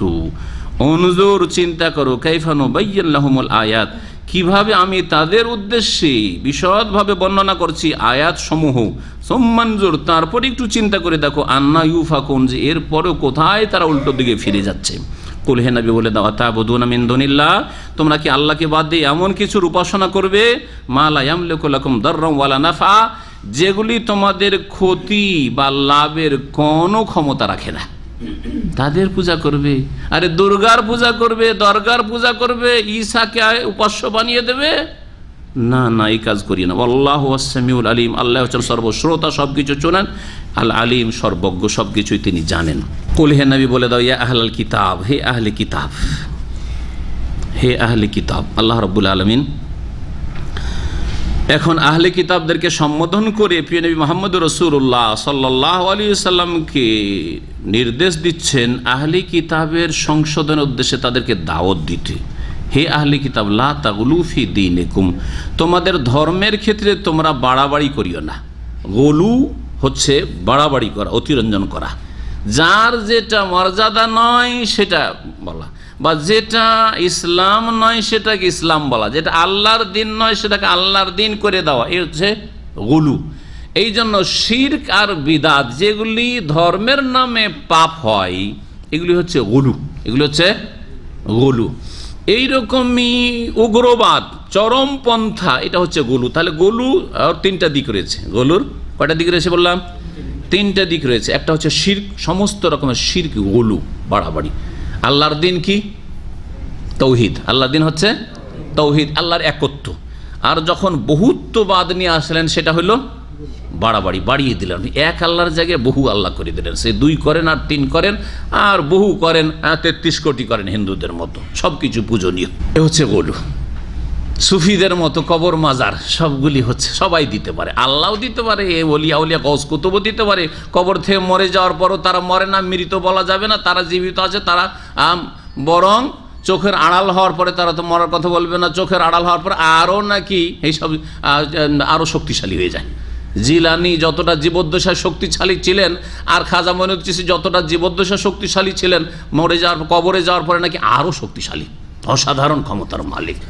হ্যাঁ, সব কিছু পাওয়া যায় এখানে গেলে। জি, এগুলো হচ্ছে ওলু, সমস্ত রকমের শিরক। সেটা দরগায় গিয়ে করেন, দুর্গায় করেন, আর অন্য কোথাও করেন, এগুলি হচ্ছে কি ওলুর অন্তর্ভুক্ত। শিরক হচ্ছে ওলু, বিদাত, ধর্মের নামে আল্লাহর দিনে নেই, আর সেটাকে আপনি ধর্ম হিসাবে পালন করছেন। সুতরাং মিলাদ, ঈদ কয়টি আছে? 2টা, ঈদ উল ফিতর আর ঈদ উল আজহা। ঈদ মানে হচ্ছে উৎসব। ঈদ মানে কি? ঈদ আরবি ভাষা, বাংলায় হচ্ছে উৎসব। ঈদে মিলাদুন নবী 3টা করলেন, তাহলে এটা হলো কি? গোলু।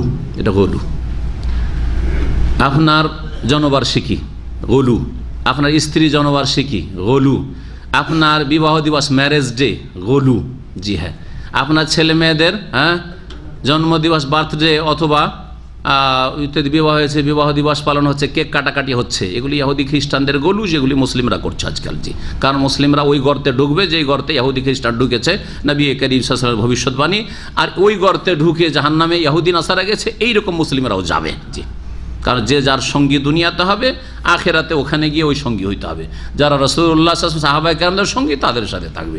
আর যারা ইহুদি নাসারাদের সঙ্গী হয়েছে পার্থিব জগতে, সংস্কৃতি সভ্যতায় আর ধর্মকর্মে আর চালচলনে আচার আচরণে, তারা তাদের সাথেও এইরকমই যতগুলি ধর্মের নামে করা হচ্ছে, অথচ সেগুলি ধর্ম না, সেগুলি নবী করিম সাল্লাল্লাহু আলাইহি ওয়াসাল্লাম আদর্শ না, সেগুলি হচ্ছে গলু। সেগুলি হচ্ছে গলু, আকীদার ক্ষেত্রে হোক, ইবাদতের ক্ষেত্রে হোক, জায়েজ না জায়েজের ক্ষেত্রে হোক, গলু, বাড়াবাড়ি। রাসূলুল্লাহ সাল্লাল্লাহু আলাইহি ওয়াসাল্লাম যে নামাজ নিয়ে এসেছেন, যে সালাত আদায় করেছেন আর সাহাবায়ে কেরামদের শিখিয়েছেন, সেই সালাত শুরু হয় তাকবীরে তাহরিমা থেকে, আর শেষ হয় গিয়ে কোথায়? সালামে শেষ হয়। আল্লাহু আকবার দিয়ে শুরু হয়, আর আসসালামু আলাইকুম ওয়া রাহমাতুল্লাহ, আসসালামু আলাইকুম ওয়া রাহমাতুল্লাহ, নামাজ শেষ হয়। আর তারপরে সুন্নতে কিছু জিকির আজকার আছে, সেটা সময় থাকলে করেন, ভালো, বাধ্যতামূলক নয়, আপনি এখন স্বাধীন যেতে পারেন। কিন্তু আমাদের দেশি নামাজ, ভারত, বাংলাদেশ, পাকিস্তানের অধিকাংশ মসজিদের নামাজ গলুতে ভরা। বলেন গলুগুলি। নিয়ত পড়া আগে কোনটা পড়ে? যাই নামাজের দোয়া না নিয়ত? কারণ আপনারা যেহেতু ভুক্তভোগী ওই সব সমাজের থেকে জানেন, আমরা আলহামদুলিল্লাহ আল্লাহ জন্মসূত্রে আলহামদুলিল্লাহ ওই সহি আকীদার পরিবারে জন্ম না, ওই সব নামাইতর কাছেও যায়নি। তো আগে কি করে? যাই নামাজের দোয়া 1 নম্বর গলু, 2 নম্বর নামাইতো পড়ার গলু, উচ্চারণ করে। নিয়তে এখানে হয়, মুখে করবেও গলু, এইখান থেকে নিয়ে আসলেন ওইখানে, যে নিয়ত করা যথেষ্ট না, মুখে না, অন্তরে যথেষ্ট না, মুখে আমাকে নামাইতো পড়তে হবে। জি, আর প্রত্যেক নামাজের জন্য আলাদা আলাদা গিয়ার চেঞ্জ করতে হবে। সালাতুল জোহরে ফরজ হলে ফারিজাতাল লিল্লাহ, সুন্নত হলে সুন্নাতে রাসূলিল্লাহ বা ইত্যাদি এসব বলতে হবে। আর বাংলা ভাষী হইলে তাহলে আরও উন্নত, মাশাআল্লাহ, আরবিতে করতে হবে। ইন্ডিয়ান, পাকিস্তানি, উর্দু ভাষীরা তো খুব সহজ করে নিয়েছে ধর্মকে, বেদাতিরা, ওদের বেদাতিরা। मैं नियत करता हूँ वास्ते अल्लाह के 4 রাকাত জোহর কি ফরজ নামাজ, কিবলা রুখ হোকার, আল্লাহ, এটা হচ্ছে উর্দুর নিয়ত, ইন্ডিয়ান পাকিস্তানি উর্দু ভাষীদের। কিন্তু বাঙালি নামাইতো আন ওসাল্লিয়া লিল্লাহি তাআলা, সালাত জোহরি ফরিজাত আরবা রাকাতিন ফরিজাতাল লিল্লাহি মুতাওয়াজ্জিহান ইলাল কাবাতি শরীফাতে, কাবার দিয়ে মুখ করে। পিছন দিক কেন বললেন না? ডান দিক কেন বললেন না? ইয়াসার, বাম দিক কেন বললেন না? ফৌক আসামা, উপরে, তাহাত আল আরদ, এইসব কেন বললেন না? শুধু কি মুতাওয়াজ্জিহ কাবাতি শরীফাত, তারপরে আল্লাহু আকবার। আচ্ছা, যদি মুক্তাদি হয় তাহলে গলু, কি গলু? ইখতিদা তো বেহাজাল ইমামের গলু, আর ইমাম হইলে ইমামের গলু, আনা ইমামুল লিমান হাজারা ওয়াল্লাম ইয়াহজুরুল গলু, আরও গলু। নবী করিম সাল্লাল্লাহু আলাইহি ওয়াসাল্লামের সাহাবী আব্দুল্লাহ বিন উমর বলছেন যে আমরা হাজওয়া মানকাবাই, কাঁধ পর্যন্ত হাত উঠাইতাম। আর একটা হাদিস আছে যে কানের লতি পর্যন্ত, এতটুকু হয়, এতটুকু, আর না হলে এতটুকু। আমাদের দেশের লোকেরা কান তো ধরতে হবে, তোবা তাহির করে, আমাদের আঞ্চলিক ভাষা তোবা তাহির করে নামাজটা শুরু করবে, কান ধরে, এটাও বিদাত, এটাও গলু। তুই এতগুলি গলু দিয়ে নামাজ শুরু করলেন, আর আল্লাহ বলছেন লা তাগলু ফি দীনিকুম, তোমাদের ধর্মের ব্যাপারে গলু, বাড়াবাড়ি করিও না। এই বাড়াবাড়ির অধিকার কে দিল? বাড়াবাড়ি করিও না। শেষখানেও থামলেন না, শেষে গলু। জি, সালাম ফেরার পরে কপালে হাত, গলু। জি হ্যাঁ, তারপরে মোনাজাত, গলু। বেশ কিছু নতুন নতুন। কালকে দেখছি এক পাকিস্তানি ড্রেস আছে, পাকিস্তানি, আল্লাহ জানে, হয়তো ইন্ডিয়ান হইতে পারে, পাকিস্তানি ড্রেস আছে, পাকিস্তানি হবে হয়তো। দেখছি যে ও একটা সিজদায় পড়লো, সালাম ফেরা হয়ে গেছে সুন্নত থেকে। আমি জিকির আজকার করে সুন্নতটা শুরু করেছি, যখন ও সিজদা শুরু করলো, আমার 2 রাকাত সুন্নত প্রায় পড়া হয়েই গেল, সালাম ফিরে যাবো তার আগে পর্যন্ত ও সিজদাই পড়ে থাকলো, সেজদায় পড়ে থাকলো। এইরকম মাঝে মধ্যে এই মসজিদেও দেখি, এখানকার কথা বলছি, এই মসজিদে দেখি, এসব ইন্ডিয়ান, পাকিস্তানি, বাংলাদেশিদের রোগ। জি হ্যাঁ, সেজদায় পড়ে থাকলো, শুধু একটা সেজদা। এই রকমের কোনো সেজদা, তেলাওয়াতের সেজদা ছাড়া আর শুকরের সেজদা ছাড়া কোনো সেজদা নেই। ভালো করে শুনে রাখেন, কেউ প্রমাণ দিতে পারবে না। যেখানে সেজদার ফজিলত বলা হয়েছে মানে নফল সুন্নত নামাজ, আল্লাহকে সেজদা করলে মর্যাদা উঁচা হয়, মানে সুন্নত নফল নামাজ পড়লে। সুতরাং নফল নামাজবিহীন কোনো সিজদা নাই, 2 সিজদা ছাড়া। ভালো করে মনে, কি কি সিজদা? তেলাওয়াত 15টি জায়গায় সিজদা, শুকরানা, খুশির খবর এসছে, মাশাআল্লাহ ছেলে হয়েছে, একটা সাথে সাথে সিজদা করেন। অথবা স্যালারি বেড়েছে সিজদা করেন, আলহামদুলিল্লাহ কোনো একটা ভালো কাজ হয়েছে, ছেলে মেয়ে উন্নতি করেছে ইত্যাদি, চাকরি লেগেছে অথবা কিছু হয়েছে, ভালো রেজাল্ট করেছে, সিজদা করে শুকুর, সিজদায় শুকুর, সেজদার শুকুর। সেজদার নামাজ আমাদের সেজদার নামাজের চাইতে সঠিক দলিল ভিত্তিক হচ্ছে সেজদার শুকুর। তাছাড়া এমনি আমি সিজদা করে কিছু আল্লাহকে ডাকবো, দোয়া করে মোনাজাত করবে সিজদায় পড়ে পড়ে না, নামাজের ভিতরে সেজদা করতে হবে। তাহলে নামাজ পড়ে না সেজদাতে দোয়া করে, নামাজবিহীন এই সেজদা হচ্ছে গুলু, বাড়াবাড়ি, বিদাতি সেজদা, এই হচ্ছে গুলু। তাহলে নামাজের পরে কত গুলু, এই তো নামাজ। রোজাতে নাওয়াইতা নাসুমা গাদান, গুলু গুলু আর গুলু। হজে গুলু আর গুলু, গিয়ে হাজরে অসৎ চুমা নাই, কাবার যেখানে সেখানে চুমা। প্রথম কাবা পৌঁছিতে পারিনি, এখন মেন গেটে, এই মেন গেটে পৌঁছেছে, ওখানে গিয়ে দিল একটা চুমা। জি হ্যাঁ, হ্যাঁ মক্কায় চুমা দিলাম, মদিনায় ছাড়বো, মদিনায় গিয়ে যেখানে সেখানে চুমা। আমার চোখের সামনে এক মহিলা চুমা দিয়েছে, একটু ভালো করে ঠান্ডা মেজাজে বুঝাবার চেষ্টা করলাম। 1 বছর ডিউটি করেছিলাম হারামে, নবী সাল্লাল্লাহু আলাইহি ওয়াসাল্লামের কবরের পাশে, ওই বাবে জিবরিল দিকে ডিউটি করছিলাম। তো এক মহিলা এসে দিল, এসে এমনি দেয়ালের চুমা, দরজার উপরে চুমা দিল। নতুন নতুন দরজাগুলি তখন বাদশাহ ফাহাদের যুগে তৈরি হয়েছিল, মানে এক্সটেনশন হয়ে, আর দেখতেও সুন্দর লাগছে, একবার মনে হচ্ছে গোল্ড লাগানো আছে, আসলে গোল্ড না, ওগুলো পিতল। তো যাই হোক দিল চুমা। তো বললেন যে মা এরকম তো আসলে চুমা দিতে হয় না। আর আমার উপরে যে রাগলো, চুমা দিতে হয় না, এত টাকা খরচ করে এসছি, আর বলছে চুমা দিতে হয় না, চুমা দিতে হয়।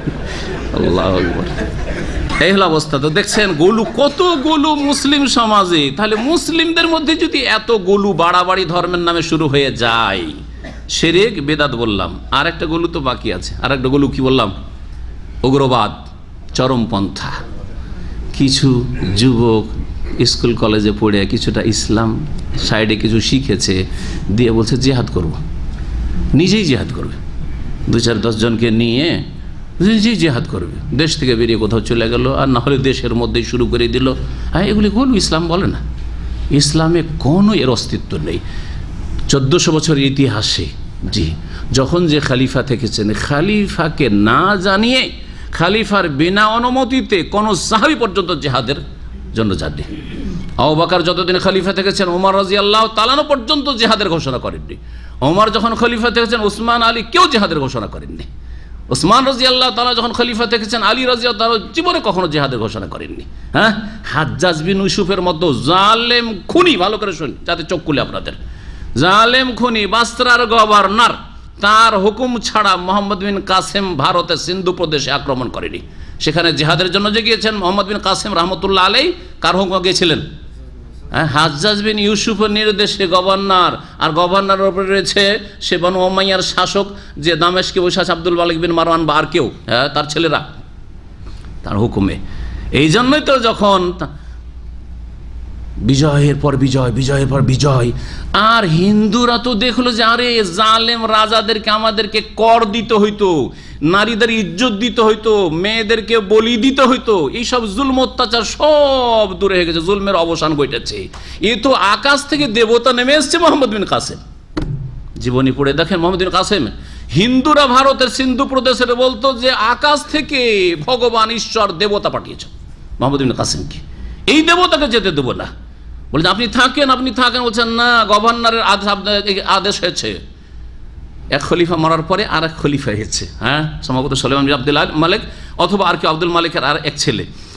এর আক্রোশ ছিল মোহাম্মদ বিন কাসেমের ওপর। ফিরিয়ে ডাকলো, ফেরত এসো তুমি।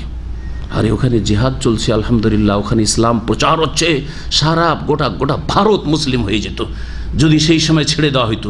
কিন্তু আল্লাহ পাকের ফয়সালা নেই, আর কিছু আছে এই হেকমতেই, এই জালেম শাসক ফিরে আসো, গো ব্যাক, ফিরে চলে আসলো, তাকে খুন করে দিল। মোহাম্মদ বিন কাসেম রহমতুল্লাহ আলীকে, এই যুবক মুজাহিদকে খুন করে দিল। এই করেনি, বিদ্রোহ ঘোষণা করে আর আমি যাব না, চলে এসছি, আর যাব না, এখানে আমি একটা বিশাল একটা সুযোগ সুবিধা পেয়ে গেছি, আর ইসলামের প্রচার, আসলে ইসলামের প্রচার হচ্ছিল। তারপরেও এটাকে অজুহাত বানিয়ে শাসকের বড় খেলাফ, বিরুদ্ধাচরণ করে কোনো কিছুই করেনি, ফিরে এসছেন। জালেম খুন করেছে, তার শাস্তি পাবে যদি আল্লাহ ক্ষমা না করেন। আর যিনি মজলুম হয়ে নিহত হয়েছেন, সে আল্লাহ পাক যেন তাকে শাহাদাতের মর্যাদা দান করেন। জি হ্যাঁ, এ হচ্ছে ইসলাম, এ হচ্ছে জিহাদ ফি সাবিলিল্লাহ।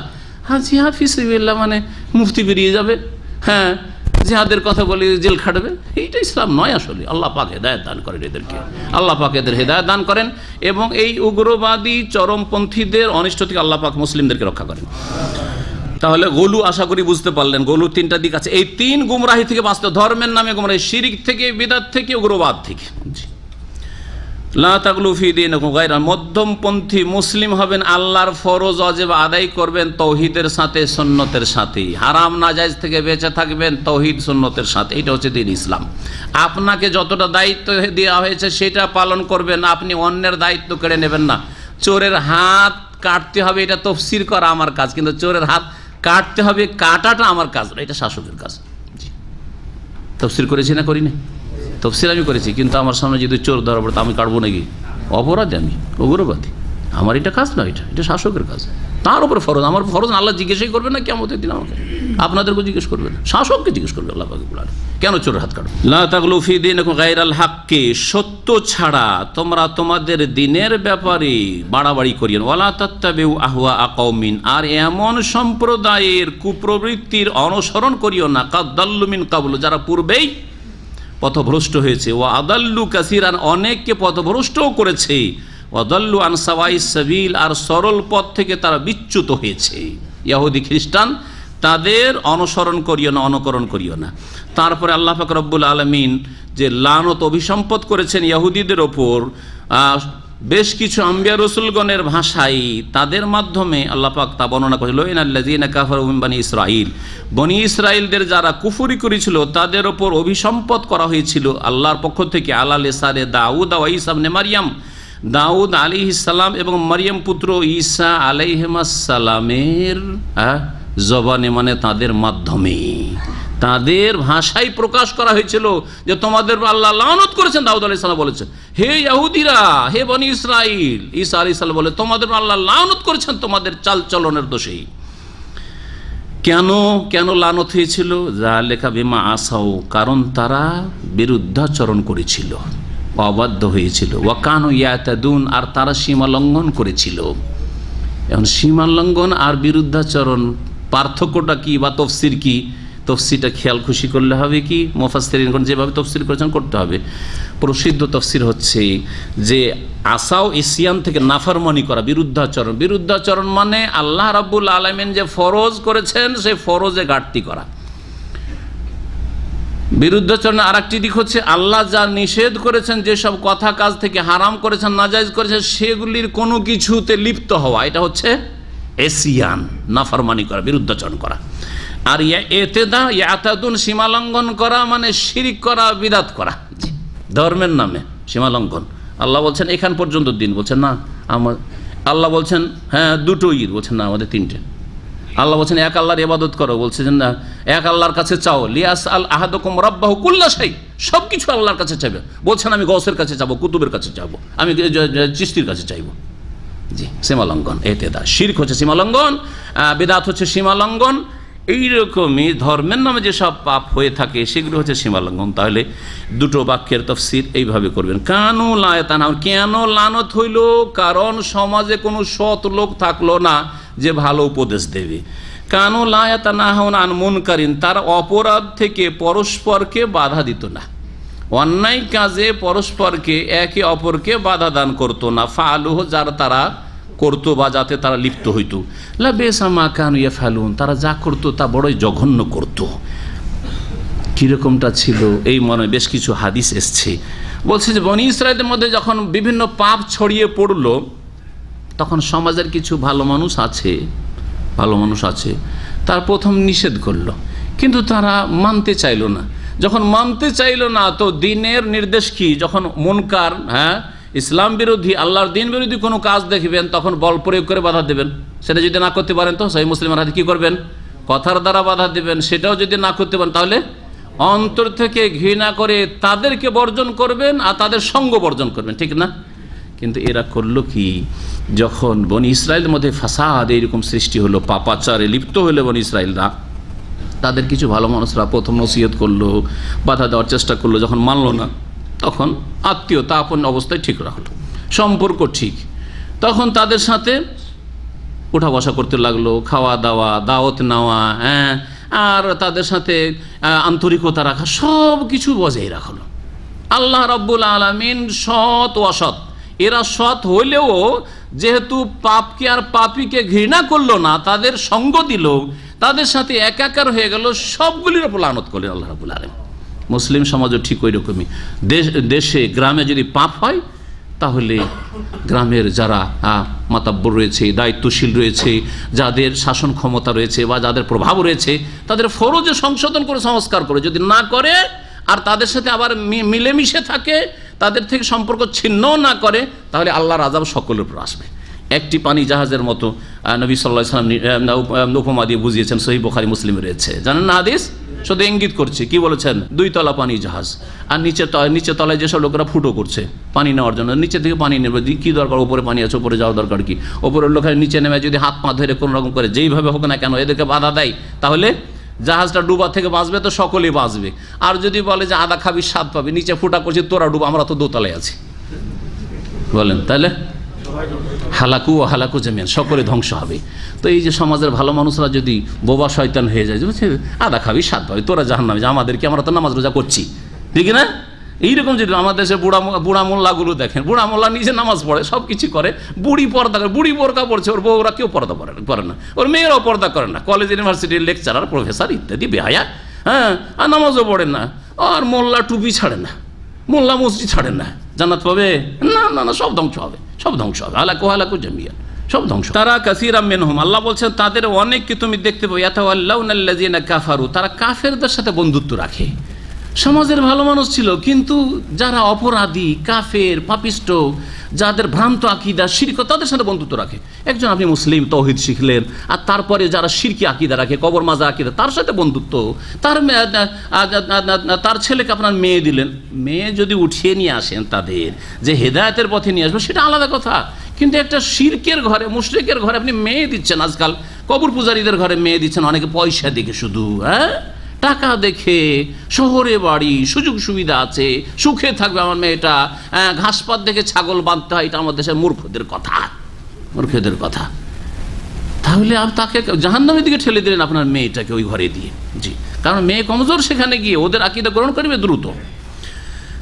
আল্লাহ পাক বলছেন যে তারা কাফেরদের সাথে বন্ধুত্ব করতো, তাদের অনেকে, লাবিসা মা কাদ্দামাত লাহুম আনফুসুহুম, তারা যেসব কর্ম অগ্রিম পাঠিয়েছিল বড়ই জঘন্য ছিল, সেই জন্য আনসাখিতাল্লাহু আলাইহিম, আল্লাহ তাদের অসন্তুষ্ট হয়ে গেছিলেন, অফিল আযাবে হুম খালিদুন, এবং তারা আল্লাহর আযাবে জাহান্নামে চিরকাল থাকবে। ওয়ালাউ কানু ইউমিনুনা বিল্লাহ, তারা যদি আল্লাহর প্রতি ঈমান নিয়ে আসতো, ওয়ান নবী, এবং নবীর প্রতি বিশ্বাস স্থাপন করতো, ওমা উনজিলা ইলাইহি, আর যা কিছু নবীর প্রতি নাযিল হয়েছে। কোন নবী? এক বচন, তাহলে কোন নবী বোঝানো হয়েছে?